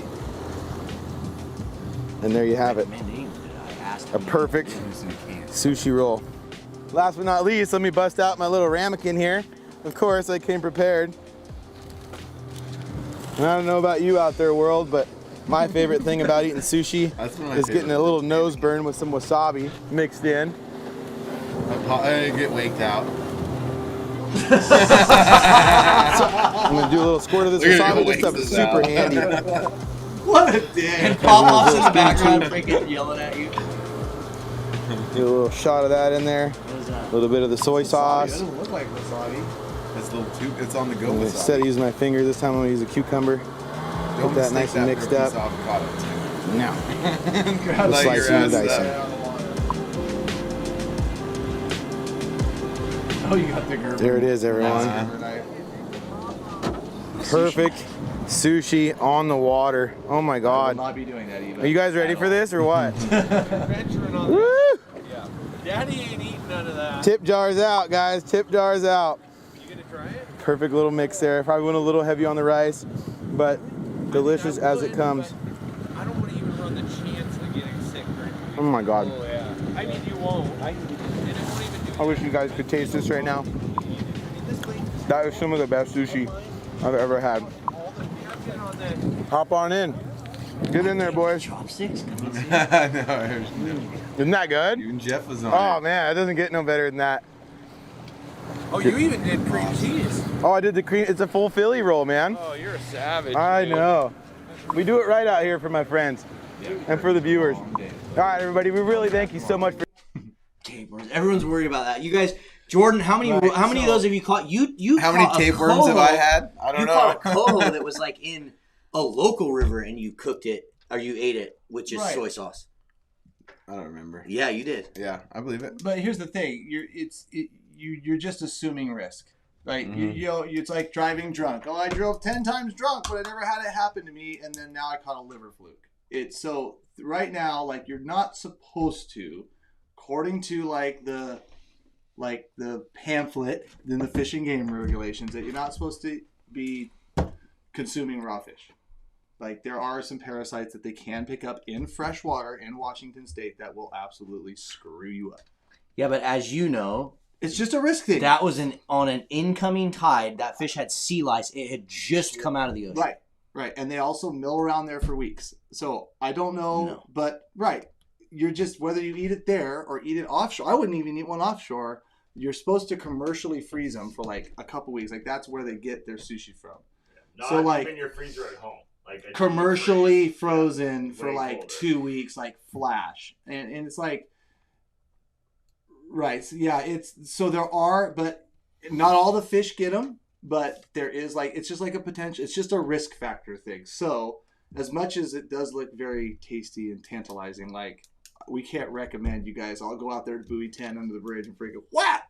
make some sushi rolls. You can As do cool as it is. whatever the hell you want. Well, you can't. It's a Exactly. free freaking world. Right. If you You want to can eat do a it. free America, raw fish, America. eat it. America. So if you all want, I watch the addictive video and get liver flukes or get some other freaking Lord knows what else. We have business insurance now, that's, so do it.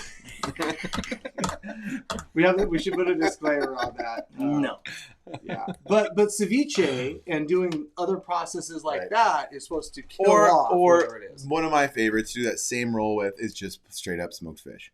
So same Yeah, thing. Philadelphia Or roll. take that exact same strip, go and Yeah. seared salmon right on there. It's the exact same thing. Mhm. That video was Shake, more. that's right. Do what you that want, that video America. was more Yeah. for the views. Honestly, we were trying to go out and catch a fish and eat it raw right there. So That is crazy. How does that? What did you do there? That's a big comment. So, is that the recipe that she used? I don't know if I don't have the actual recipe. Ice cold. That sounds about right because, yeah, that's crazy how that came up like that though. That looks cool. cool. But yeah, so there's vodka recipes out there, and I highly recommend trying them. That sounds bomb. I want to try it. Did Pop Off eat it? No, Papa's a hypochondriac. I'm not. Look it. I don't eat it either. I refuse. It's not because I wouldn't. It's because I think sushi's disgusting. Yeah.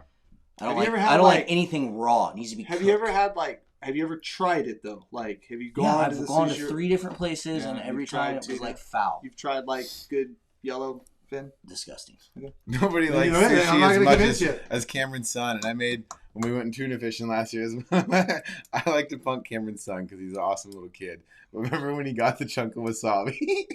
He thought, I remember that. He, Oh, yeah. he dips it in, he eats it, he goes, wow! He's like, what was that? He loves his sushi. He Yeah, loves sushi. He woke his ass Yes. up like that. Manny G, thank you for the super chat. He says, "Go Wow. Trout Channel. Jordan is the go." To go. Appreciate it, Manny G. Thanks for the super chat. Okay, Jordan. What is your favorite way to eat and cook fish? This is going to be a little cliche, but the last way I had it, Which is I don't remember.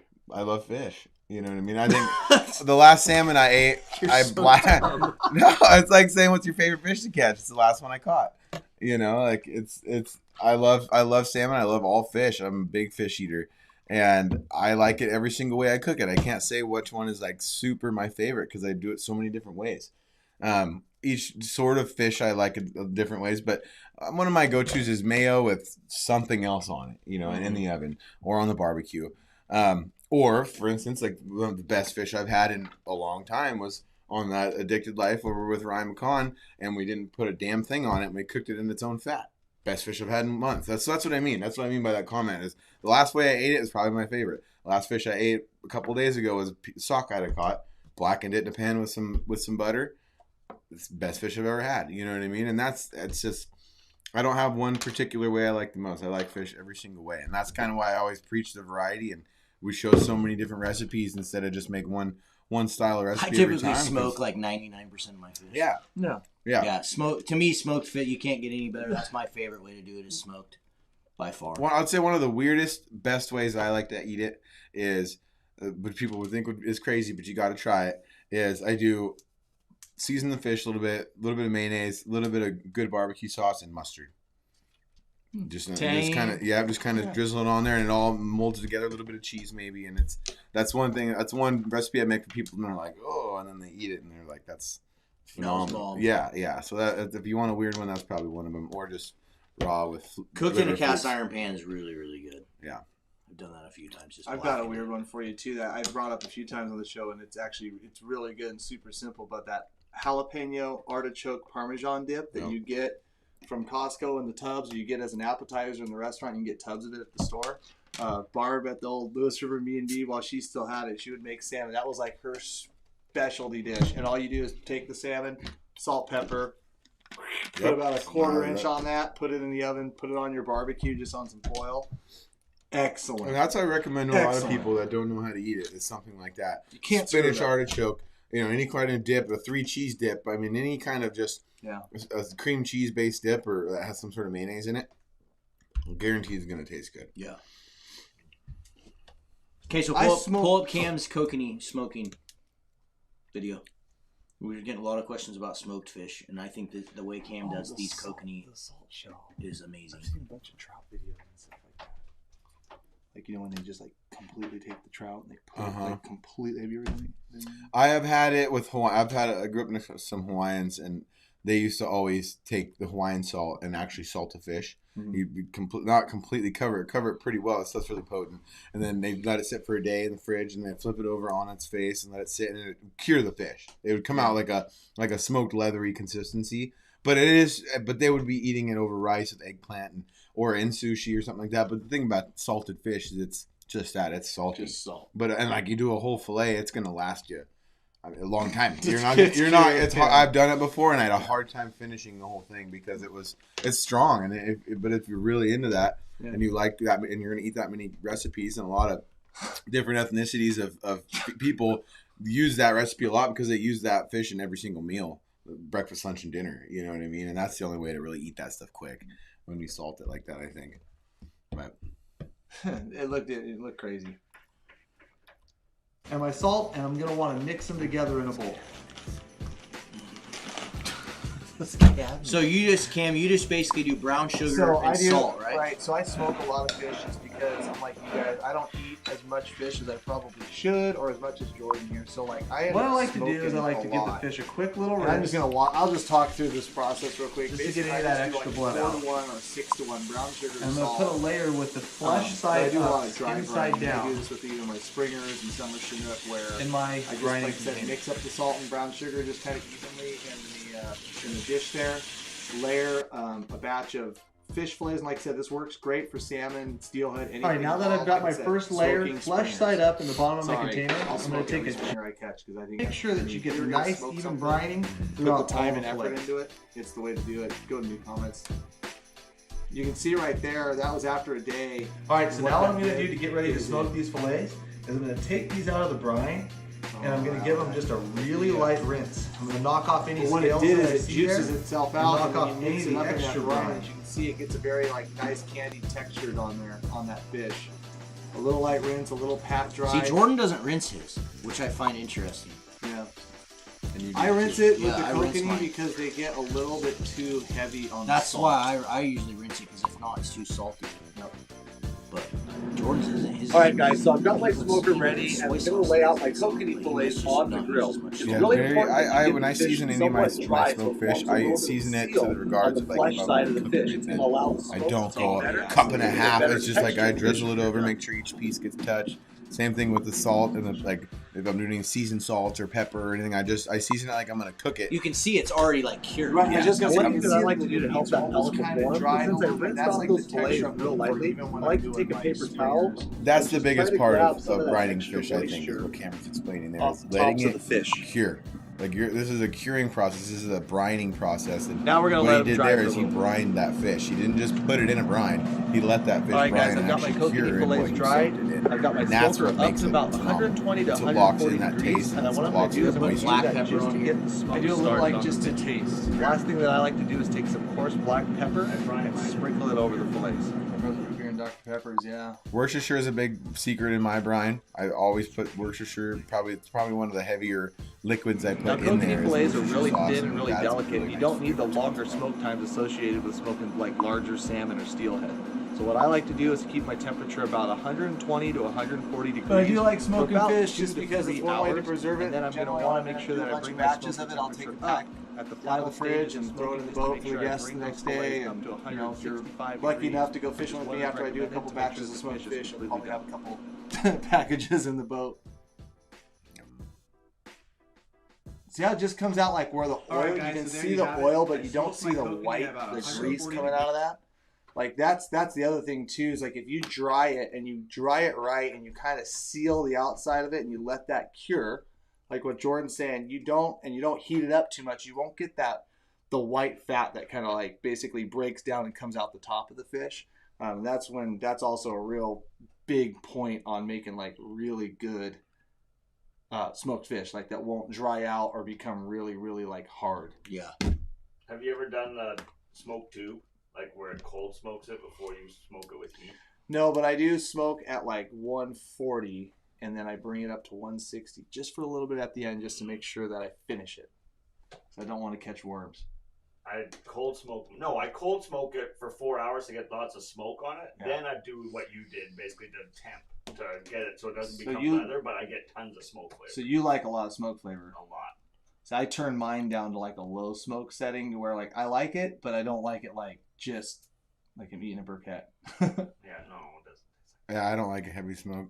I won't sometimes. That's why I like using like my Green Mountain stuff because it doesn't typically give like a super heavy smoke. I do flavor. 3 rounds of chips when I do mine. You'll It burn usually them out takes about before 4 you hours. get too much of them. But if you do the So I tubes, redo my tray about 3 times, and of course I smoke on one of those brick house or like a stand-up propane smoker. What smoker do you have, Cam? the Camp Chef you got me for my birthday like Yeah. 8 years ago. So any of those like Camp Chefs or Traegers or Green Mountains, you can get those down to a lower temperature to smoke with. And they work really good. Cedar plank salmon's freaking amazing, and I don't do it enough. That is like I got a See, cedar Barbara picked did the out cedar here. plank with the freaking artichoke dip. That was her thing, and it was just like I got Cedar's a good. cedar picked out. We'll go up and get it when we can cut firewood again. yes. In Marlon's yard. This is one in the woods. That's a good tree too. we need to do a smoked salmon shootout from the Addicted Boys. I think we should do like 3 ways. Of course, you probably all do it pretty similar. You probably do. You said you do a wet brine though. With His soy? is a little different. Yeah, mine tastes different. His is really good. But I just do this. When will you guys be picking up a smoker sponsor? I don't know. Hopefully September 16th and 17th. We'll see. to be exact. Yeah, to be exact. There you go. Yeah. Any We do need to do some big smoker stuff because there's a lot of potential there. And there's a million different ways, like Jordan. Pumpkin Pumpkin. It's coming Yes, already, dude. yeah. What's funny is I've been talking to some pumpkin growers. We're getting 1,000 pounder this year. He's in with the No crew. kidding. Got one all picked out. That's Like, gonna we be need a- to grow this tall. I got to roll it a couple times. We're getting 1,000 pounder this year for sure. That's hilarious. We're There's blow gonna be it a up again, stand-up too? smoker. I'll be able to walk in. And I think we need to like fish out of this one. Yeah. We need to float it down the river Catch first a fish in it. and then go We'll smoke. back bounce a fish with it. Could you imagine? Somehow mount the Minn Kota onto it and stuff. And if it didn't work, it would be just as epic. Yeah, if it like sunk. If it'd we be- sink, yeah, we'll wear our dry suits. I will say, like the wet brine, some people are mentioning, they're talking about different brines. Like, do say the wet brine, you do get a more consistent, like, cure mix. Because sometimes I've noticed, like, Yeah, I agree. have to, like, Yeah. I need to go out about every 6 to 8 hours and turn up the dry brine material and make sure all of it gets kind of in there. Yeah, get I a shot, do the get a same shot thing. at it too. So if you don't want to babysit, wet brine is definitely. Steelhead Hunter, I am working on addicted flags. They may be in the summer drop, but they may be in the fall drop. We'll see. We just need it by next spring. Yeah. Yeah, see, my brine starts out dry, but I get it wet. You know what I mean? It eventually. We got another video of Jordan. What is it? Is it a dry brine video? His pesto mayo. Yes. Let's do it. Let's talk about that. You ready?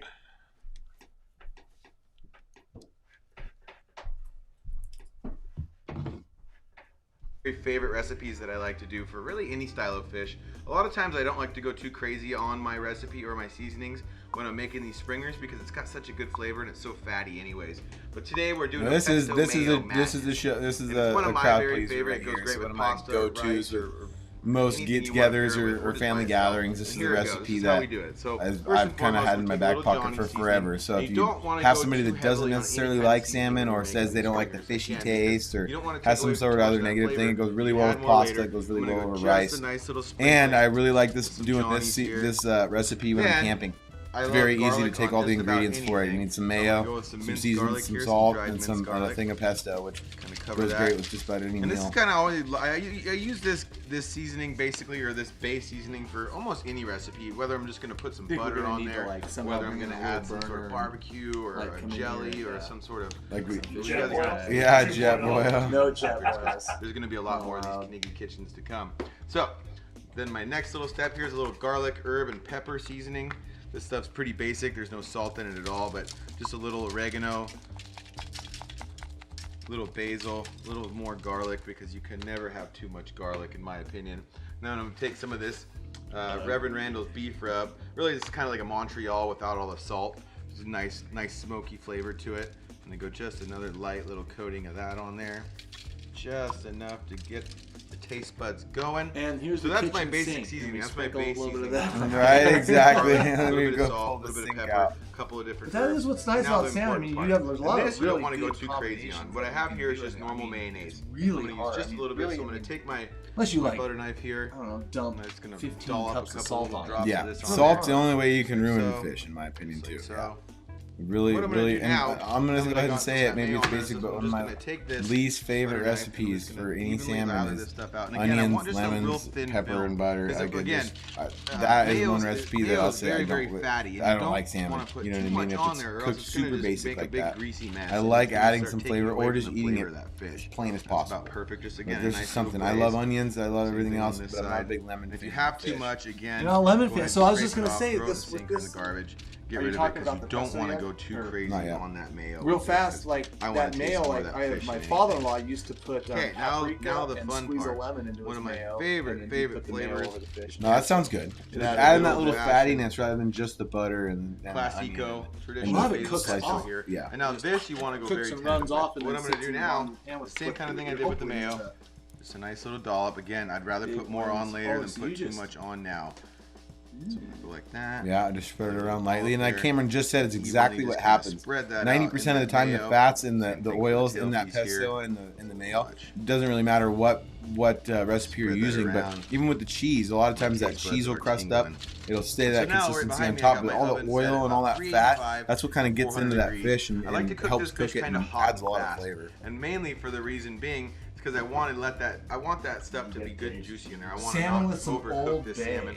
Chinook salmon's kind of I hard to love overcook Old because it is Bay so too, fatty. Dylan. I'm Have gonna you put it in there put for Old Bay about on 20 to salmon? 25 minutes, Just in and then we're soups. gonna get to eating here. That might be a freaking move. Dylan, I like the suggestion.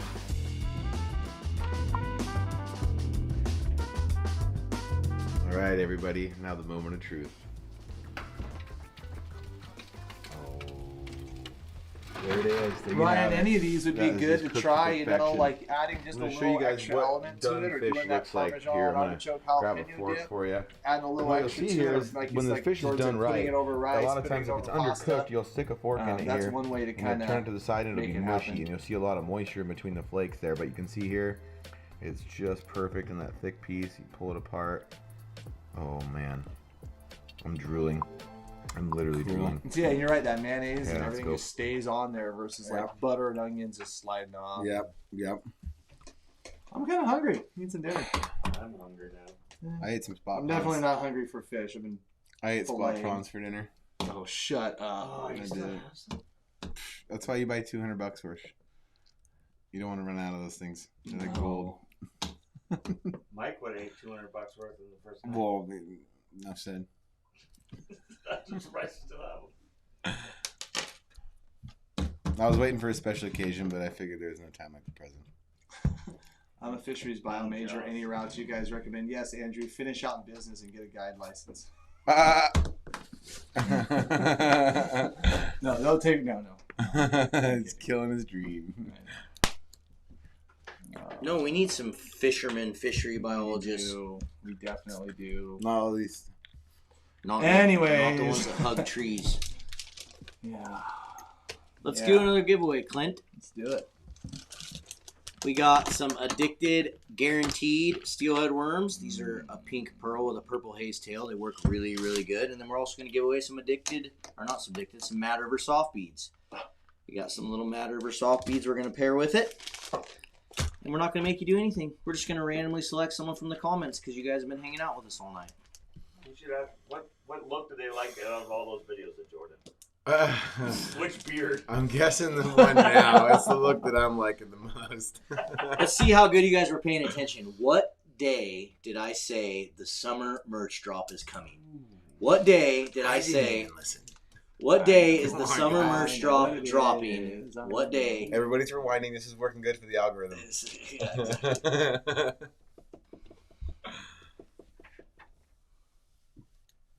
Craig, I don't even want to hear it. You've been invited many times, and if you choose not to catch steelhead on your own, then I think Ashley Swanson got it first. what it is. Ashley Swanson, you got it first, so we're going to give you a prize just because you're good. Yep. Way to go, Ash. But we're gonna also randomly select someone else from the comments. It's because Ashley Swanson wants one of those custom spinners. What? Wild Brian. Why Come was that on, weird? man. I didn't tell 7:30. anyone that. Yes, you did. No, I said custom little lures that you decided. Oh, excuse, leave it to me to ruin a surprise. God, once again, ruin the joke. Oh, Jordan, you just need to not try Speak so hard. sometimes. We can't talk about that. No, we can't. But God, that's gonna be funny. I've been good too because you know how You many serious? people have asked like, Yes. what happened with the pranks? And I'm just like, gonna have to see the movie. Yeah. Like I've been good. We've all been good. Oh, man. So fun. Oh man. No, good stuff. What's your favorite shad fishery to guide on? The ocean coho fishery that usually opens up at the end of June offshore. Favorite shad. Shad's fun. It wasn't in the cards this year with us leaving for a week, and then with I had to stack all the summer Chinook trips in the short season right when we got back. I lost a week to that, so Yeah, I it only just went didn't twice. It just didn't happen. Yeah. With that, yes, jobs do suck, Craig. But don't worry, we only caught a couple that were 8 pounds today on swim baits. It wasn't fun. Don't worry about it. It just sucked. Look what he said. Uh-huh. Look what Sharif said. You remember on the that was the best joke ever, dude. That was the best joke ever. We're gonna guess, Sharif. We're gonna give you a prize just because you made us laugh. Just because you made us laugh. So I got another little pack here. We're gonna give it to you. So if any of you guys have won, you won a prize, and Ashley, you won a prize. So make sure you shoot us an email to orders@addicted.fishing. Lots of shoulder And work, Ashley, Craig. your prize will not be this. It'll be something, I don't know what. I'm going to pick something out of the little box there and hook you up. But shoot us an email to orders@addicted.fishing. Make sure you include your name, your address, and let us know that you two won this prize. And we're still going to randomly select one more person, so make sure you guys are getting your comments in there. I want to answer a couple of these before And we're yes, going Joaquin, tonight. I always agree with you. That's why you went on Monday. Good stuff. I want to answer a couple of these questions that Cameron wrote down here. And one I've seen quite a few of, and it is storage of fish. What's the best ways? What's the length of time? Yeah. So I think that's something we'll cover before we leave you guys here tonight. And Really quick though, Jordan. Ashley, this is what you won. You got a Stay Fishy hat, a mustad jig, and some mustad jig heads. There you go. Make sure you include that in the email. There's a lot of prizes over here that need to be shipped out. Okay, go ahead. Sorry, Jordan. I really a lot I think I'll resort back to life in the beginning of this video. Part of the authenticity of going fishing, unless you're just hammering them and you're going every day and you own a boat and you know your fishery and you have a way to kind of load up some poundage. I think the authenticity of a lot of it is eating it fresh, man. Like Cameron said with the fish this weekend on the 4th of July, the thing was wiggling an hour ago, and you can't beat that. I can't tell you how many times I've taken some people salmon fishing, and it's been like a family group, and you talk to someone about, I don't like salmon. And it's like, okay, where have you had salmon? Well, I've had it a couple times in a restaurant. Oh, yeah. You're like, no. You owe it to yourself to try it fresh. Yes, it's sometimes hard to get a hold of. I'm not going to try to it's everywhere. It's so easy to get. No, they are special. They're super special. You need to, but when you do get that opportunity to try them fresh, it's not the same. Yeah. I mean, nothing against commercial fishing and stuff like that, but when you have the opportunity to have a fresh fish, especially a good quality fresh fish, it's not the same. Well, and for me as a conservationist and like an advocate for using the resource properly, I let fish go bad sometimes in my fridge. It happens, and I feel disgusted by that. And you know when that happens? When I kept too many fish, or when or I had to go to town, or I had one more fish in the freezer and I didn't get to eat it, so I was going to smoke it. So I typically 3 days later didn't get to smoke it, and it's just like there's nothing worse than that. So I typically like to kill fish. Yeah. And I go out a lot of seasons and I kill fish to stock up on fish. And I vacuum seal all of it. But to be fair though, you don't fish as much as others do. You're the busiest son of a bitch I know. And so you do when you get your opportunities to, but you're not 7 days a week. No. But I have a lot of fish. I think I have a lot of fish. I want to touch a couple things real fast. And there's nothing wrong with that. Kill the hatchery fish. Harvest them. If you want to go out and kill fish and you kill a hatchery fish, there's absolutely Zero things wrong with that. And yeah, vacuum sealing it's a good way. I wouldn't recommend putting it in like the freezer Ziploc bags because it just doesn't hold up. That'll last like near as 2 long. weeks. I'm gonna give you the time, like I'd say 2-3 weeks before it starts Starts to get touching freezer freezer. Nothing burn pisses stuff. me off more than when I take a client that I took last year and he goes, "Oh, I still have that fish in the freezer from last year." Yeah, I don't And it's like, no, like they you do vacuum seal them, you do prevent them. But man, a couple things on that, like they don't even vacuum seal like 6 months tops and then smoke it. Yep. Right? You know what I mean? To combat what Jordan was talking about, leaving fish in the fridge a little too long, like what's your maximum time? I mean, a fish will last in the fridge 6 days, 6-7 days. You know, especially if it's cold, especially if it's not in its slime or blood is what sours first in any game and any I don't deer, ever elk. typically leave it in there more than a couple days. That's 2-3 proper days. though. That's proper. But the smell test. Obviously, there's a look to it and there's a smell that you'll know. But I mean, I'll push the barrier at times just because I don't want it to go to waste. But of course, I'm not going to eat rotten fish. Ever, Yeah, you know. Right. But I up to 5-6 days is tops. If you haven't, and 3 months tops. there's a culture. So I make sure that when I bring a fish home and like what you're talking about, like it's almost like what I do with like my egg curing stuff. Like before I go fishing, before I do the season, like I make sure I have my egg cures already because I know one day when I get home with those eggs, what am I gonna do? Like I'm gonna put them in the fridge and forget about it. Same thing with fish. I know that if I'm into fish and I'm gonna bring a couple home, like I have everything ready to go, and I purposely do it the day I catch it because I'm like Jordan. I will forget, or I'll get too busy. I'll do it tomorrow. I'll do it tomorrow. I'll do it tomorrow. It's too late. Yep. Like so, I kind of try to. I mean, it's happened to everybody. There's not a person out there who fishes. I guarantee this hasn't happened to, but you owe it to the fish. You know what I mean? Like, gotta respect the fish, kind of thing, and use that opportunity for bringing a fresh fish home and using it wisely. And even best, we all get busy. Yeah, and one thing, it may take a little more work, but if you have an awesome wife or an awesome husband who loves to cook and will take care of that, even if you have that fish and you're not going to eat it again on the barbecue, cooking it, processing it, and making a dip that you can freeze, or making anything that will last a year. Tons of guys in are the saying fridge. can. I see a lot of guys can them, you know, Yep. and I've done that in the past. Like I've canned salmon and I've done tuna a few different times. And canned fish lasts for years. It does last for years. Yep. So that's a great way to do it if you want to keep it or store it. Or a lot of times too, like what I'll do is I'll keep a lot of fish and then I'll smoke it and then I'll give it away in Christmas time. During Christmas, I'll put little packages together and give away fish for Christmas to people. If I go I'll 2 smoke days, it and then re-vacuum seal it in, like, you know what I mean, and freeze it. Yep, that's a good way to do it too. Smoke it and then re-vacuum it, and then what'd you say? I was gonna smoke a few of these summer Chinooks, and then like I ended up like waiting a day because I broke my rule. I waited like 2 days, and then I was like heading out fishing in the morning, and my neighbor was outside, and I was like, "Crap, I'm gonna go down to the coast.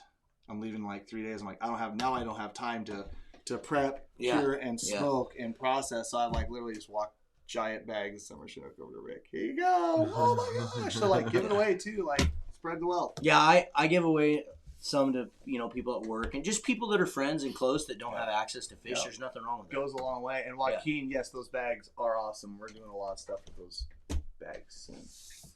Yeah, see, Sharice said he has a less fortunate fish that takes additional fish, or less fortunate friend that doesn't get it as much. And that's the thing. Like, I'm sure we all have a lot of friends and family that don't fish near as much as us, and so I always try to keep a few fish for them and hook them up. I feed fish to my cats. They love fresh salmon.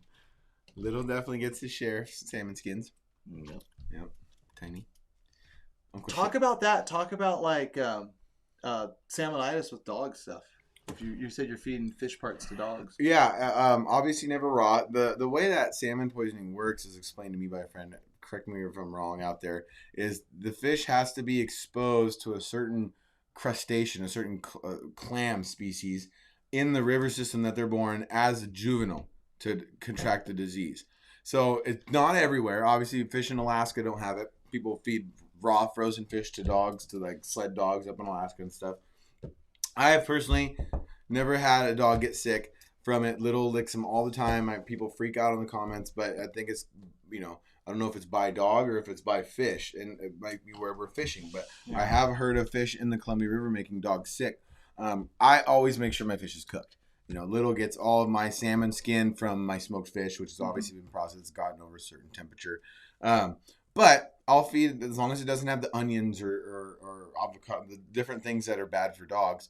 As long as it doesn't have that, I'll supplement their food with it sometimes for leftovers. If there's just enough left, I'll scrape all that skin off the pan. I'll get it all in their bowl, and it's phenomenal. I mean, that's my dogs freak out over it. They always have.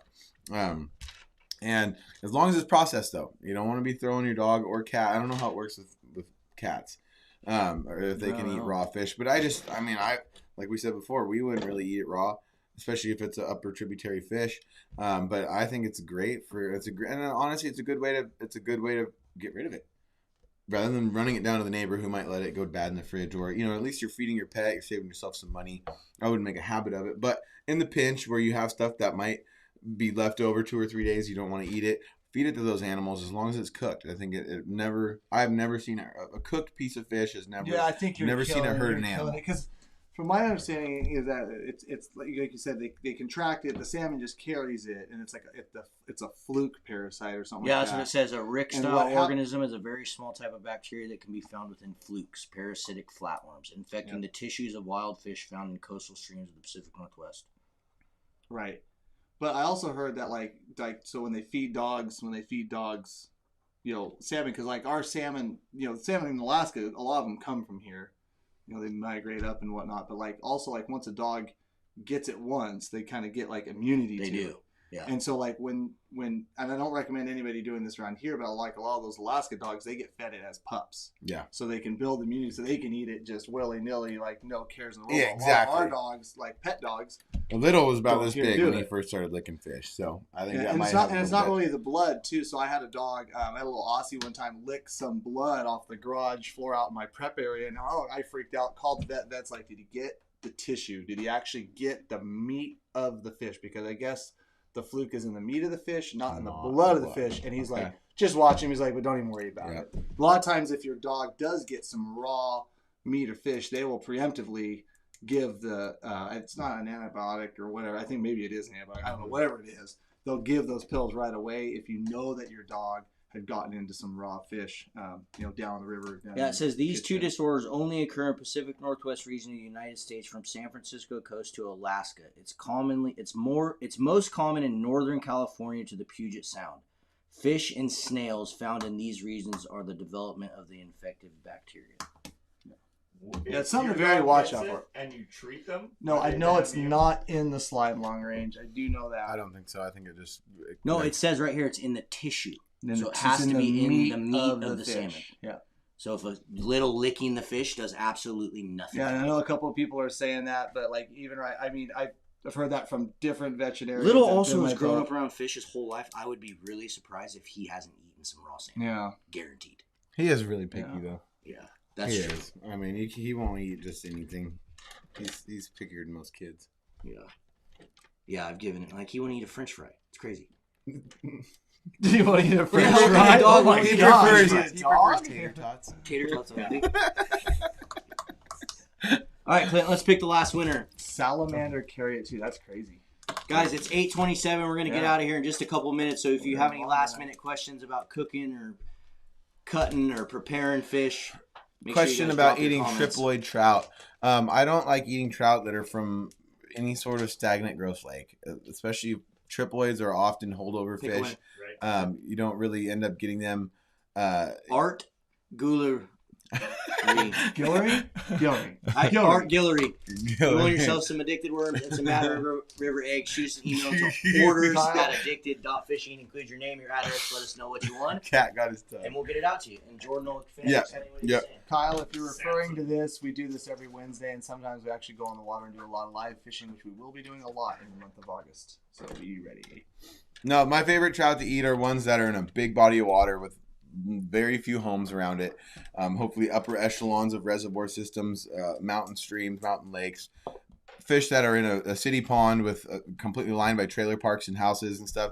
Not my go-to on eating trout, but they're still good. They're still good for people to eat. They don't make people sick. But triploids in that regard are usually fish that are in the water for a long time. So you want to just make sure it's a clean body of water. Like most fish. Yes. They're in the water long time. All the time. It's weird. I don't understand it. It's like you can't breathe out of the water. I keep trying. I prefer just- the fish that aren't in the water at some half the time of their lives, and then go to the water. Yes, flying fish. Good stuff. All right, guys.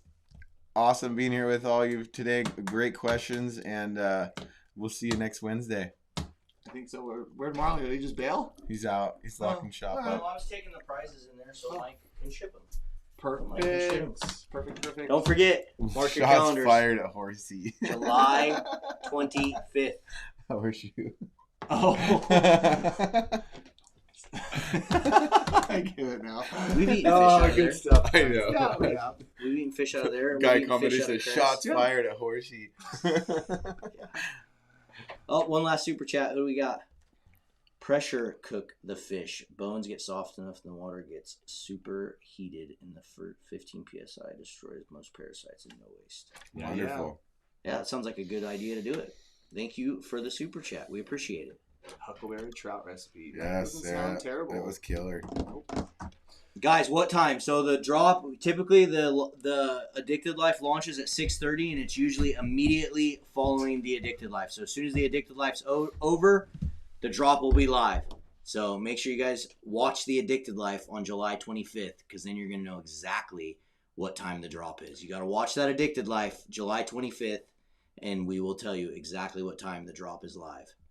And I think we'll say this now. Next week, don't hold us to this, but next week we've got some special guests, the masters of the egg cure and the bait cure Yes. and the bait scent coming in next week. It's always good to get those guys in there. The boys from ProCure are going to be joining us next week. We're going to be talking egg curing, bait brining. And this year we're purposely bringing them in a lot earlier so we can talk some buoy 10 stuff and get you guys all prepped up for the fall. Usually they always show up about September, October. Yeah. It's a little like people are like halfway through egg curing season. So now we're going to get them in here next week to talk about some fishing coming up. All right, everyone. All right. We'll see you guys on the river.